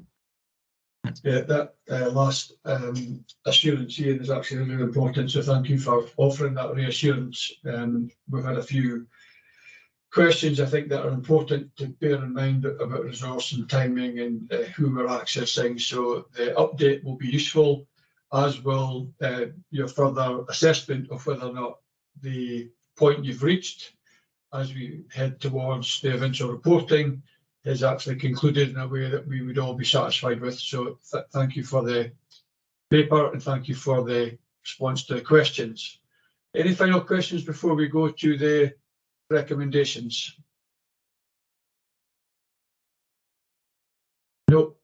Fiona, can I hand over to you, please? Thank you. The recommendations are the first one we'll do by roll call, which is that the IJB supports the decision to begin consultation with all ward areas on their local challenges with regards to community provision and how these can be brought together to support all residents in East Lothian. Councillor Akhtar. Agreed. Elizabeth Gordon. Agreed. Councillor Jardine. Agreed. Peter Knight. Agreed. Angus McCann. Agreed. Carol McFarlane. Agreed. And Peter Murray. Agreed. Thank you. And the second recommendation is for noting that to note this continues on the work of the Provision Change Board and the consultation which resulted in the recommendations to further develop intermediate care services. So are members happy to note the second recommendation? Agreed. Agreed. Thank you. That's both recommendations approved, Chair. Thank you, Fiona. Shall we move on to the next agenda item, please? The next item is item 7, which is the analog to digital transition. I think it's Guy Whitehead who's to present the paper. Yeah. Thank you. Good afternoon, everyone. My name's Guy Whitehead. I'm a clinical lead physiotherapist working for the East Lothian Rehabilitation Service, and I'm here to join you this afternoon to present the analog to digital transition paper. So if I may, what I'll do is I'll talk through the paper, go through the background and context to it, before I might ask Claire to talk a little bit about recommendation 2.2, because I think there might have been a little bit of change to that since the paper was drafted. So whilst the title of the paper is Analog to Digital Transition, it very much involves services provided by the tech team in East Lothian. That's a technology enabled care team. They provide electronic equipment to the citizens of East Lothian who need it to support them to remain independent at home for as long as possible. So these are items such as false alarms, often known as CAS alarms, or even things like interlinked smoke alarms, or I call them wander alarms, but the alarms that are set off for someone that might have a cognitive impairment, early dementia, where they might be leaving the house and it alerts their family and friends to them leaving said house. So they provide this sort of equipment, and the link here is that all these devices currently operate on analog telephony, and the telephony providers are shifting across to digital as we speak. So we've already transitioned 400 people. Those are people whose providers have already switched them off for analog and new business, so new customers coming to us. We do, however, have 1,600 clients who are still on analog equipment, and the telephony services will be turned to digital entirely by 2025. There's no specific date that's been shared by the telephony providers about when the final turn off or switch off will occur. So in terms of managing risk, we're assuming the 1st of January 2025. So this paper very much talks about the support that we need from the IJB to procure the equipment that we need to switch out everyone's analog equipment to digital. So for the remaining 1,600 clients, this is in the order of £600,000 in terms of capital investment. And then because we're now switching across to digital, which uses a SIM card, much like our mobile phone, to do the communications, there's now going to be an ongoing revenue cost in the order of £100,000 a year. And together with that, to get the job done in time for 2025, we require an additional member of staff for 2 years to support the existing team in decommissioning the analog equipment and installing the new digital equipment. So that's it pretty much in a nutshell. I think I can't underemphasize to you the potential risk to the citizens of East Lothian or our clients if we don't support this proposal. Using as an example the CAS alarm, that if one of our current clients who has a false alarm were to have a fall and a fracture and be unable to support request assistance, call for assistance, the consequences could be grave. So I don't want to sort of scaremonger either, but I think it's really important to highlight the importance of this particular proposal I'm bringing before you today. I think that's probably enough in terms of the paper because it's there and the costs and the background to it. So I'm happy to take any questions, but Claire, I'm not sure if you want to mention recommendation 2.2 because that was specifically about approaching the council for capital, and I think there's been a change there since the paper was drafted. Yeah, thanks, Guy. So at the strategic planning group, given the urgency around delivering this this move to the digital alarms, it was agreed that we would kind of do a dual approach. So we'd bring the paper to the IJB to seek approval to use the reserves, but also I would at the same time approach East Lothian Council to see if there's any way that we could be considered as part of their capital budget for this proposal. And then it would mean that IJB didn't have to draw down from its general reserve. I've emailed the Director of Finance earlier today just on seeking how we approach the council and what committee would be required to take the proposal. She has came back and happy to have a discussion. So we'll keep that alternative funding route open at this moment in time as well. Okay, thank you, Claire, and thank you, Guy. I think it's pretty self-explanatory the importance of the move from analog to digital. It affects everybody across the country. So I think from a personal perspective, the quicker we can move on this, the better, but we'll take a few questions. And I think, Shameen, you were first and then Lynn. Yeah, no, thank you, Guy, for the presentation of the paper and the work that's gone into it. You can see it's a considerable amount of effort going on behind the scenes. It was on point 3.12 that you have already received a one-off funding from the digital office, and I know you've passed on further details about the digital office of reapproaching them for further funding, because I think we've got a really strong narrative of our demographics in East Lothian of asking for more funding from there. And I just wondered if that could be considered as one of the recommendations of following up with other funders. Absolutely happy. Sorry, Peter. Happy to pursue that. Absolutely. It's my colleague Alison Thackeray, who's the tech manager, who has the contact in the digital office. So I'll ask her to pick that up and approach them on behalf of the partnership. Thank you, Guy. Shameen, are you actually suggesting we should add that as a further recommendation? I think it should be one of the things that we ask on behalf of the IJB to ask the digital office. Yeah, and Claire Flanagan, are you okay with that if we added that in? I don't think there's any harm in trying. I think we have approached all various different bodies in terms of this proposal for funding support, and it's always came back nil. So I would just like to manage expectations around that. Okay, thank you, Claire, and thank you, Shameen. Lynn, I think you are next. Yeah, thanks. Just a question really around, given that this issue has been known about since 2017, are we confident that we have been on this as quickly as we possibly could have been in terms of a programme of work? Because it feels to me slightly, with my project management hat on, that we've maybe been doing what we can and then suddenly it's an issue that we need to, just in terms of where we all are with financial situation, have we maybe left it a little late? Can I come in on that, Peter? Of course. We were actually ahead of the game in this respect, because what happened was there was money initially for a project manager that went to the Scottish Borders that was to support us on this transition, and they couldn't recruit to that post. That sat with the Scottish Borders for approximately a year.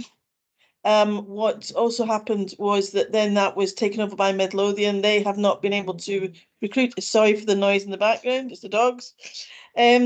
and they couldn't recruit either. However, they have finally utilised their internal project managers for Mid Lothian to support the 3 areas, Mid, East and Scottish Borders in this process, and this has been going on for a number of years. We are actually we've been purchasing this equipment now for quite a while. We actually, as we said earlier, we had more than 400. They are actually in very limited resource. We've had to loan some out to other areas. Other areas have none at all or have not even purchased them yet. So we actually are way ahead of the game for the rest of Lothian in this particular aspect. I can assure you. That's helpful context that wasn't in the report. Yeah, it's a very fair question, Len. I think you know, even with the caveat, Leslie, that you've outlined, important as it is, the risk increased as we got ever closer to where we are now with the failure to recruit, and maybe we could have been a bit more alert to that risk as it increased, and we could have seen that at the IJB perhaps earlier in terms of other actions we may have been able to take, but we are where we are. But it's a fair question, I think, Lynn. I think we'll now on to Angus. Thank you. I think there was a precise deadlines unclear. It is coming, so we do need to press on. This work does have to be done, or eventually we'll get cut off.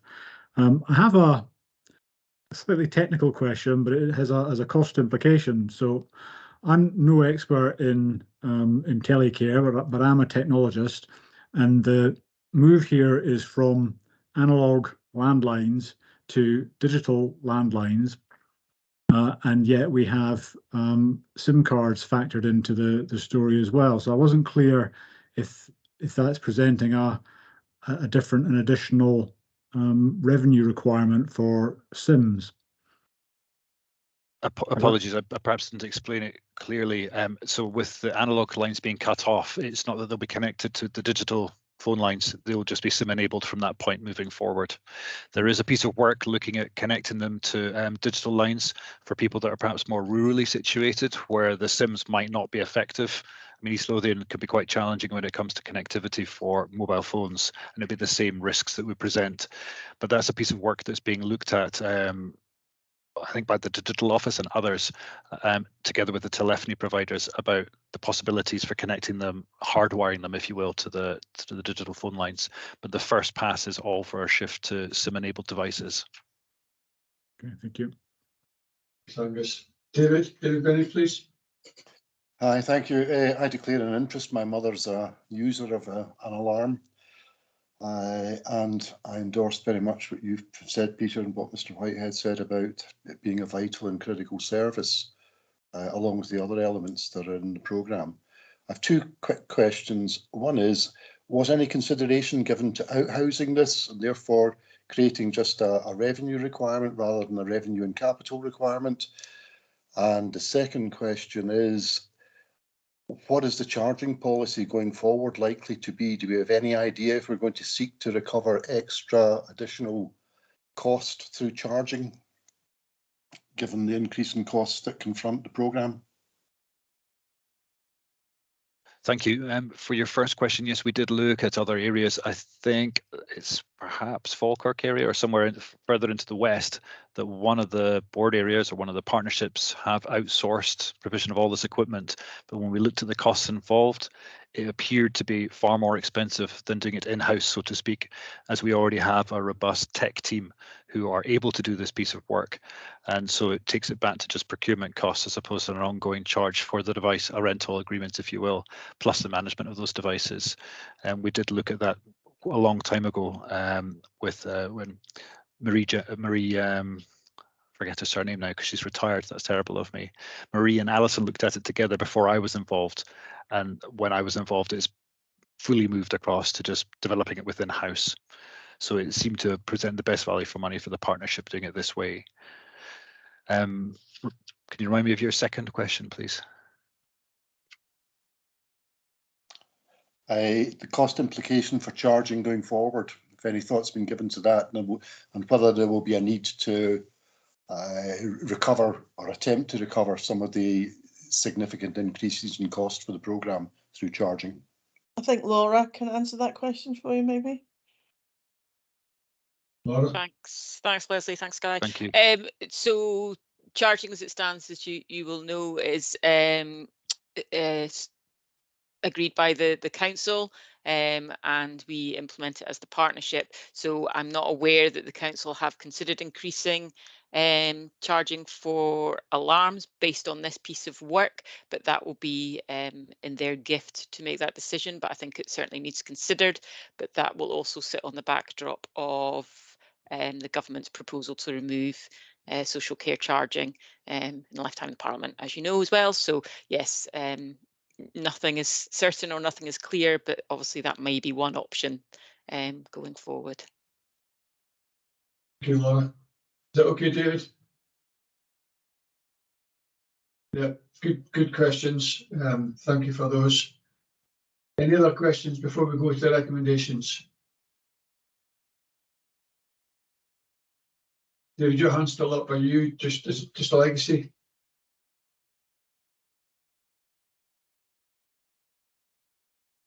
David Benny? Yeah. I have a very slow iPad that responds to the pressing of buttons extremely slowly. Okay, that's fine. It's gone now. Right, with an absence of any other questions, can we, Fiona, please go to recommendations? Thank you, Chair. The recommendation. Sorry, Fiona. Sorry, before you go on, do we need to add a fourth recommendation based on Shameen's point of the active look at other funding sources, or will the minute be sufficient to capture that? My understanding is that Councillor Akhtar has asked for an additional recommendation to be put in. Can you just remind me of the wording, Shameen? To identify other sources of funding, including writing to the digital office. Thank you, Shameen. And we need a seconder for that recommendation. I'll second it.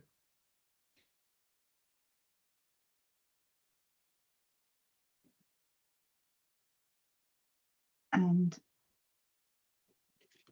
I'll include that in the consideration of the recommendation. So thank you, Fiona. If I can ask initially if members are happy to note recommendation 2.1 and 2.2, the requirement to fully transition devices and to approach East Lothian Council, the Chief Finance Officer approached East Lothian Council. So if you're happy, that's 2.1 and 2.2. Yes. Recommendation 2.3 is to support the principle and endorse the proposal to request the utilisation of the general reserve to fund the initial one-off costs of the transition. So if members could indicate if they're happy to approve. Shameen Akhtar? Approve. Elizabeth Gordon? Approve. Lynn Jarden? Approve. Peter Knight? Approve. Angus McCann? Approve. Carol McFarlane? Approve. And Peter Murray? Approve. Thank you. And we also have now a proposal for recommendation 2.4, which is to identify other sources of funding, including writing to the digital office. If members could indicate whether they're happy to approve that recommendation. Shameen Akhtar? Agree. Elizabeth Gordon? Agree. Lynn Jarden? Agree. Peter Knight? Agree. Angus McCann? Agree.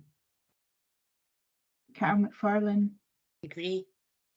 And Peter Murray? Agree. Thank you. Can I also just check that I did have an email from Councillor Bruce in the meeting now? I wasn't sure if he had joined the meeting. He's not shown in the list of people in the meeting. That's fine. I just wanted to double check for the purposes of the roll call, but if he's not here, that's fine. That's the recommendations approved unanimously, Chair. Thank you very much, Fiona. Thank you everybody for their contributions there. Can we move on, Fiona, please? Recommendation, apologies, item 8 is the distribution of East Lothian Strategic Planning Group minutes. And I think that's Paul Curry to present this report. Thank you, Fiona. Paul?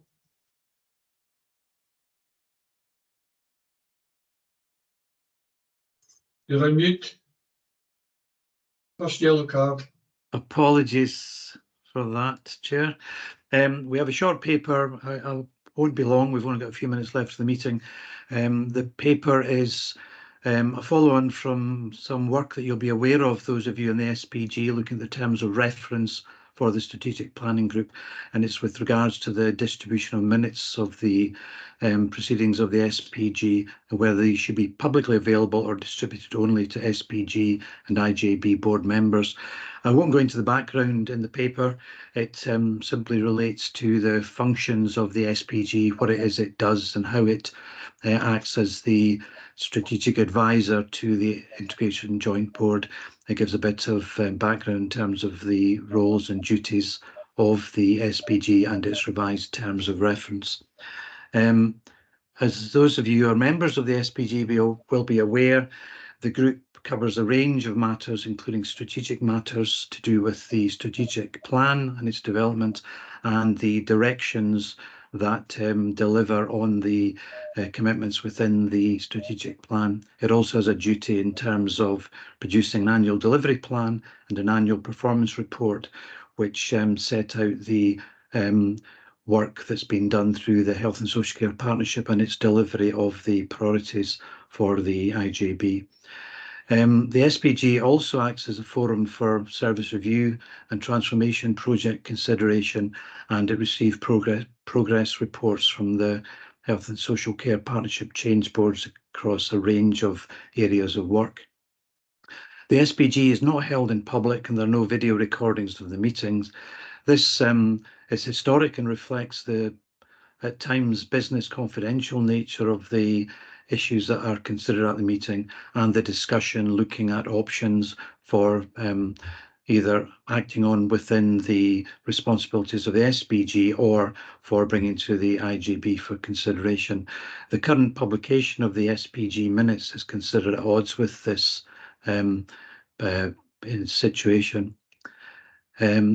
As I've suggested, following scrutiny by the SPG, matters that are of relevance are passed to the IJB for consideration and approval. The minutes of the SPG are not routinely distributed to IJB members, though some of you who are members already of the SPG will receive them. There will be people who are in attendance at IJB meetings who will not see those minutes. So it's thought necessary to remedy that. We're currently revising the Health and Social Care Partnership website to try and improve the delivery of information to people who are interested in accessing the business of the IJB and the Health and Social Care Partnership. So as part of this, it's suggested that we could end the publishing of the SPG minutes. These will remain available if requested under Freedom of Information. So the two recommendations I'm asking for consideration are that the future SPG minutes should not be published on the Health and Social Care Partnership website, but that they should be sent to IJB members routinely with effect from the next SPG meeting, which I think is in April. Thank you. Thank you, Paul. That's very helpful. Any questions or comments? David Benny. Thanks. The suggestion that the minutes be circulated to SPG member to IJB members who are not members of the SPG is an excellent one and fills a void and should obviously be proceeded with. However, the other recommendation I have significant issues with. If one looks at devolution and the advent of devolution, one of the principles that underpinned it was that government in Scotland, in all its forums, would become more transparent, more open, more accessible to the public. Now, for the last 8 years, we have published the minutes of the SPG, I'm not aware of any redactions having been made, nor am I aware of any concerns having been expressed about discussion and dialogue having been inhibited by dint of the minutes being published. And indeed, the argument becomes spurious because they're available under FOI. So as experienced board members, I'm sure everyone is always aware of the FOI context and speaks accordingly. Therefore, I think that a move to withdraw the minutes from public access, because they actually allow the public and interested parties to trace the development and discussion of policy and to have a better understanding of how it's developed and why the conclusions that are being put forward for decision are actually being put forward in that way. Is a retrograde step to remove the minutes from public scrutiny. So I would urge board members to not be in favour of creating secret minutes. Okay, David, thank you for those comments. It's helpful. Does anybody else want to express a view on whether or not we should publish the SPG minutes on the Health and Social Care Partnership website? Shamin. Thank you for the paper. Just having just been on the SPG just recently for a short period of time, there's quite a few things on there that are of public interest. I think there's a lot of really good positive work around falls, around partnership with Enjoy Leisure. So I think those things that are on there are of interest to the public, and maybe we want to think a little bit more about exactly what we're asking here, because I think David's absolutely right. We do want to have that openness and transparency about that kind of that policy route, so somebody can see. But I just think there's a lot of positive work there, and I'm not always sure whether we've done a good enough job in communicating that to the public, because I think they would want to know. They would want to know what we're doing on health and well-being, what we're doing on falls, because we've got the highest levels of falls above the national average, and what actions we're taking. So I think I'd want to kind of show that as an East Lothian IJB that we do have openness and transparency in the work that we're doing and the decision-making process. Thank you, Shamin. Angus? I'm obviously not familiar with the specific discussions that you have in SPG in East Lothian, but I am on the Edinburgh and Mid Lothian ones. And I just wonder, David said you've never redacted anything in those 8 years, but do you really feel that you discuss things that are of great commercial confidentiality, great significance that you need to protect? I mean, minutes are generally quite high level, rather than the detail of the conversation. And are there any mechanisms that you can use as we do with IJBs to have a secondary agenda if there is such an item? Angus. Laura? So I think where we were coming from was not something to hide. It was more the practicalities of getting them published in time and keeping the website accessible enough, which is not just now. So we don't actually have our SPG minutes up to date and on the website and fully as accessible as we would like. And I think to pretend we do felt a little bit disingenuous. So I understand your points entirely, David, and I don't think this has come from a point of trying to hide something or not share something. It's simply that these weren't being properly uploaded and available through the website. So I don't know how to, so it was poor administration rather than trying not to put something on the website. The minutes are publicly available. They are there to be requested. It's not commercially sensitive, so there isn't often a reason to redact. And if there was, and as you've just pointed out, it would be a private part of the minute. But yes, it was more the administration that we weren't keeping up with. So to say that our SPG minutes were public was disingenuous. So what was better was to say, actually, they're not on the website. They are public, but they're not put onto the website as a matter of course, like the IJB are. So that was, I think, where we were coming from. Now, I think as we improve our website and improve our administration of the SPG, which we are doing, we can look at this again. But currently, it's not correct to say that they are all there and all up to date, because they're not when I look. Angus? Yeah, I'm acutely aware that David, hold on 2 seconds. Angus, want to come back, and I'll let you in a minute. Thank you. In which case, it's a different problem with a potentially different solution.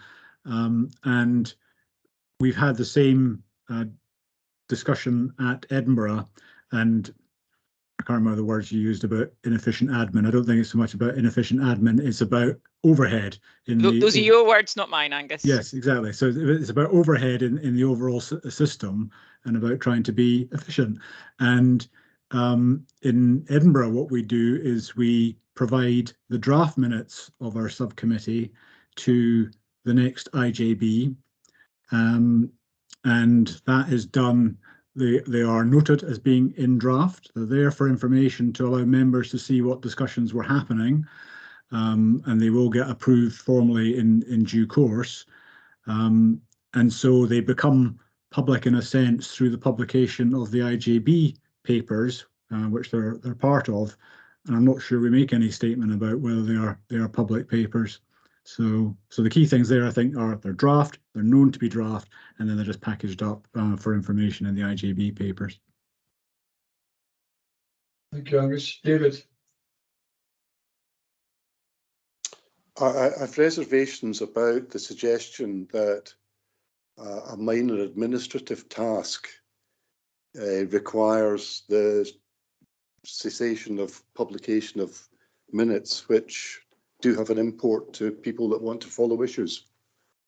I find that argument quite hard to buy, actually. Good, David, thank you. Fiona, can you just remind me my procedural note has disappeared? Does this paper require approval?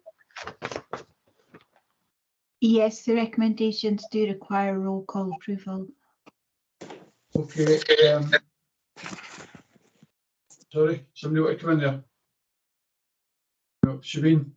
Yeah, so thank you, Peter. I just wondered with the discussion that we've had and Angus's helpful intervention, if we could come back with a potential solution for this. Do you have a suggestion, Siobhan?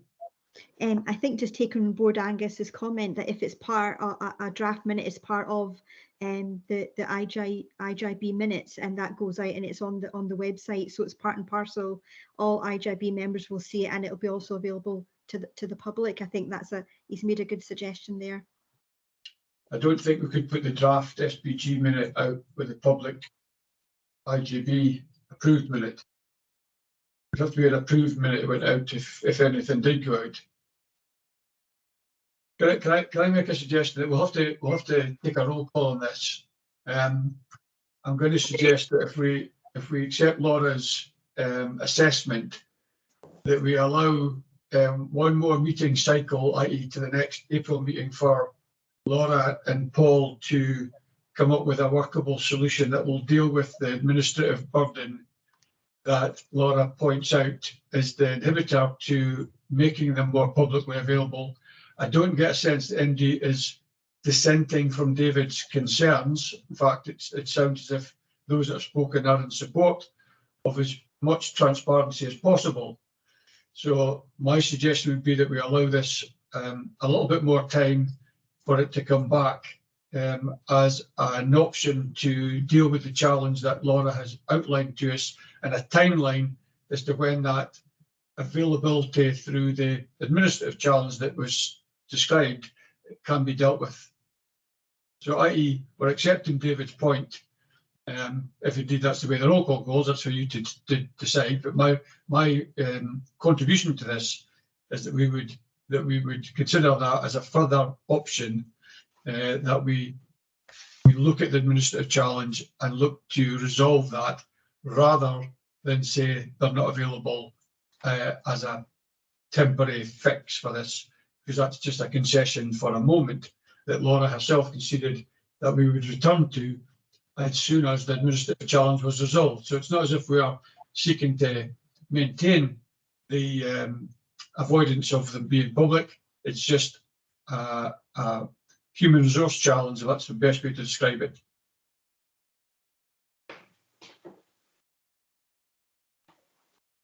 I'll second that, Chair. Okay, thank you, Shamin.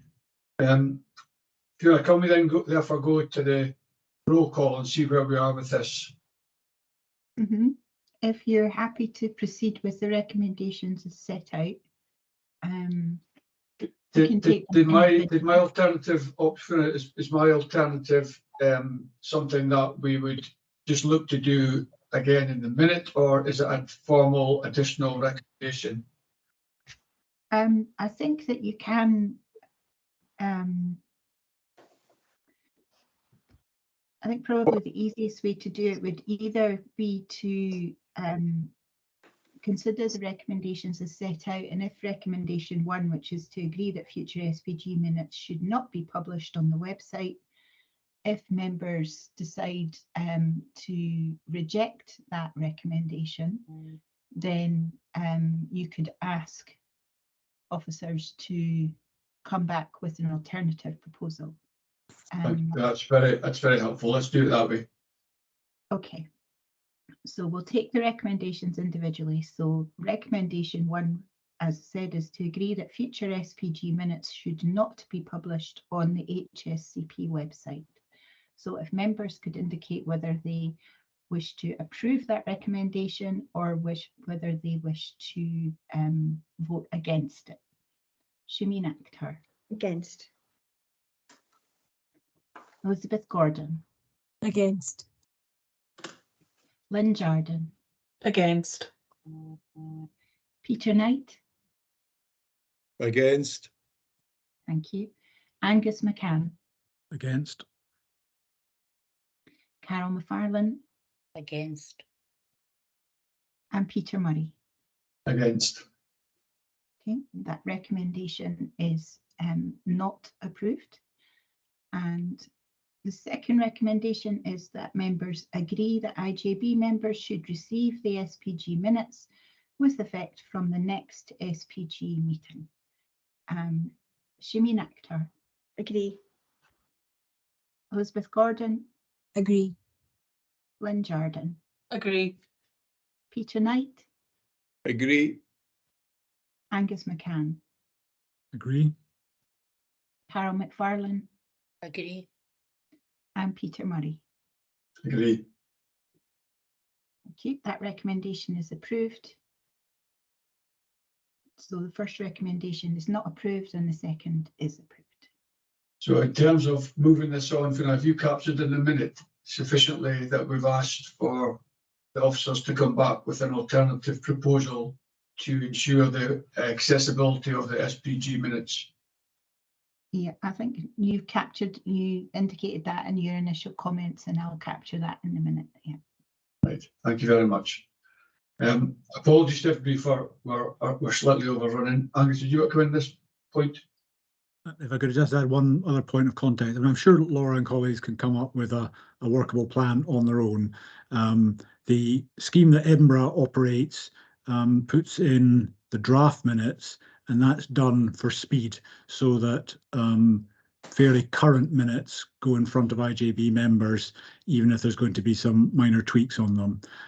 Midlothian also includes the SPG minutes within its public pack.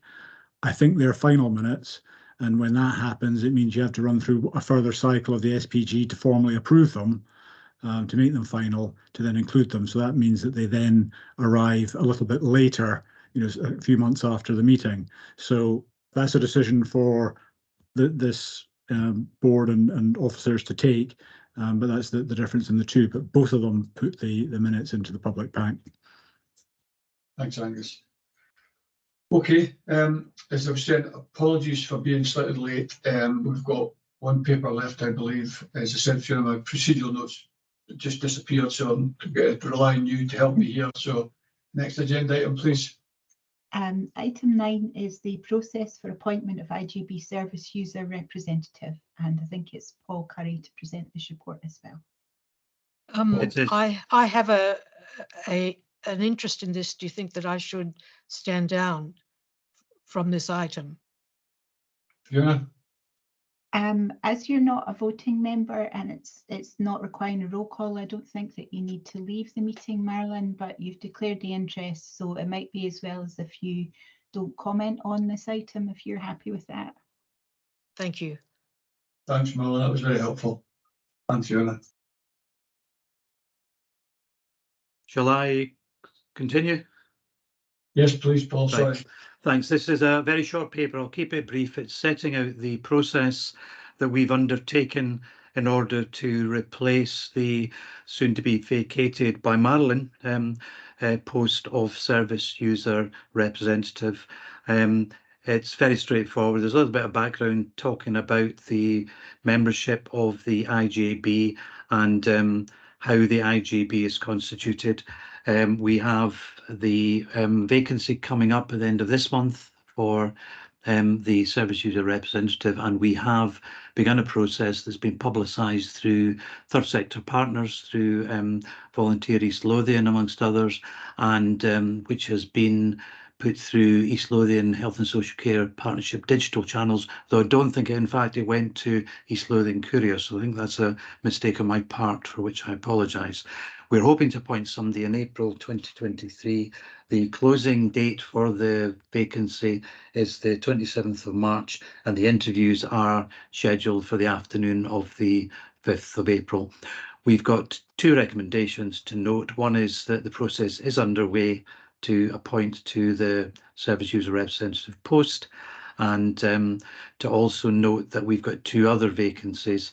One is for the independent sector representative, and later in the year the carer representative positions as well. Thank you. Jennifer, did you want to add something to Paul's paper? Yeah, just very quickly that Paul mentioned that it wasn't put into the courier, so an advert, paid advert wasn't placed, but their press release was sent to them about the notification, and that was also sent out to all of our stakeholder groups as well for wider distribution. Thanks, that's helpful. Any questions or comments on this paper? Not seeing any.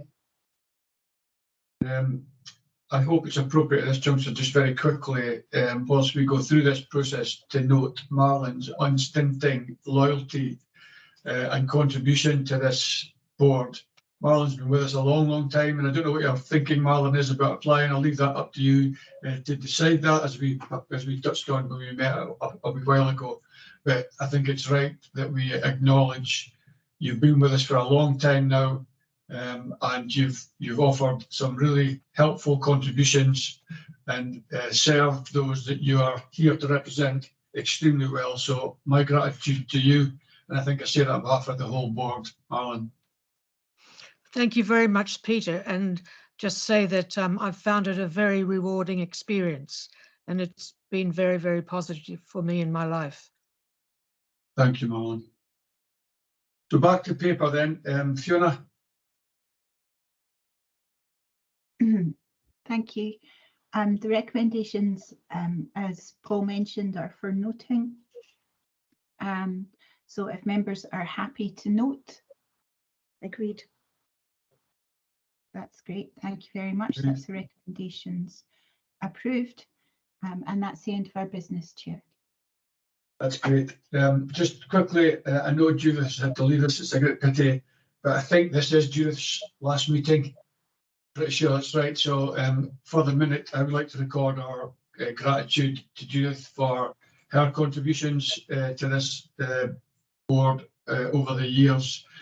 It's always been a great highlight to read her annual reports and all the work that goes in and the contributions that social work make. And I would wish to just acknowledge not only to Judith, but to her whole team and those that work under Judith, that we are extremely grateful for their contribution. It's not said often enough, and I think we should widely acknowledge the role of social work and social care completely. But in this instance, just to say good luck to Judith and thanks for all your contributions in the past. Ian, we'll come back to you maybe in the summer. We've got a little bit of time yet before we need to say our formal goodbye to Ian, so we'll maybe wait Ian until we get back to it. Can I finish by thanking everybody for their contributions today, and look forward to our next meeting, whenever that is, in April. I'm sure the date, April sometime. And apologies for the slight lateness in finishing. I think Paul Thank wants you. to say something, Chair. Paul? Peter, I wonder whether you should take the opportunity to note John Turville's departure from the IJB as he retires at the end of this month from his clinical director role. He's also, I think it's public knowledge, being replaced by John Hardman. Yeah, Paul, thank you. It's really a really helpful intervention. I'm sorry I didn't realise that myself. So an apology to John, but also to recognise his significant contribution. He's always been at the forefront of discussions when he's been with us. He's led the Primary Care Change Board for a number of years, and I know that from personal experience, he has taken some personal risks, some of the approaches he's taken to try to reform. And I think that would be, if any measure of somebody is assessed in that way, I think that is testament to his courage in trying to modernise and help adapt primary care in a way that suits the needs of health and social care going forward. So I would wish to acknowledge that, and my personal thanks to him for advice and support he's given me, and wish him well for the future.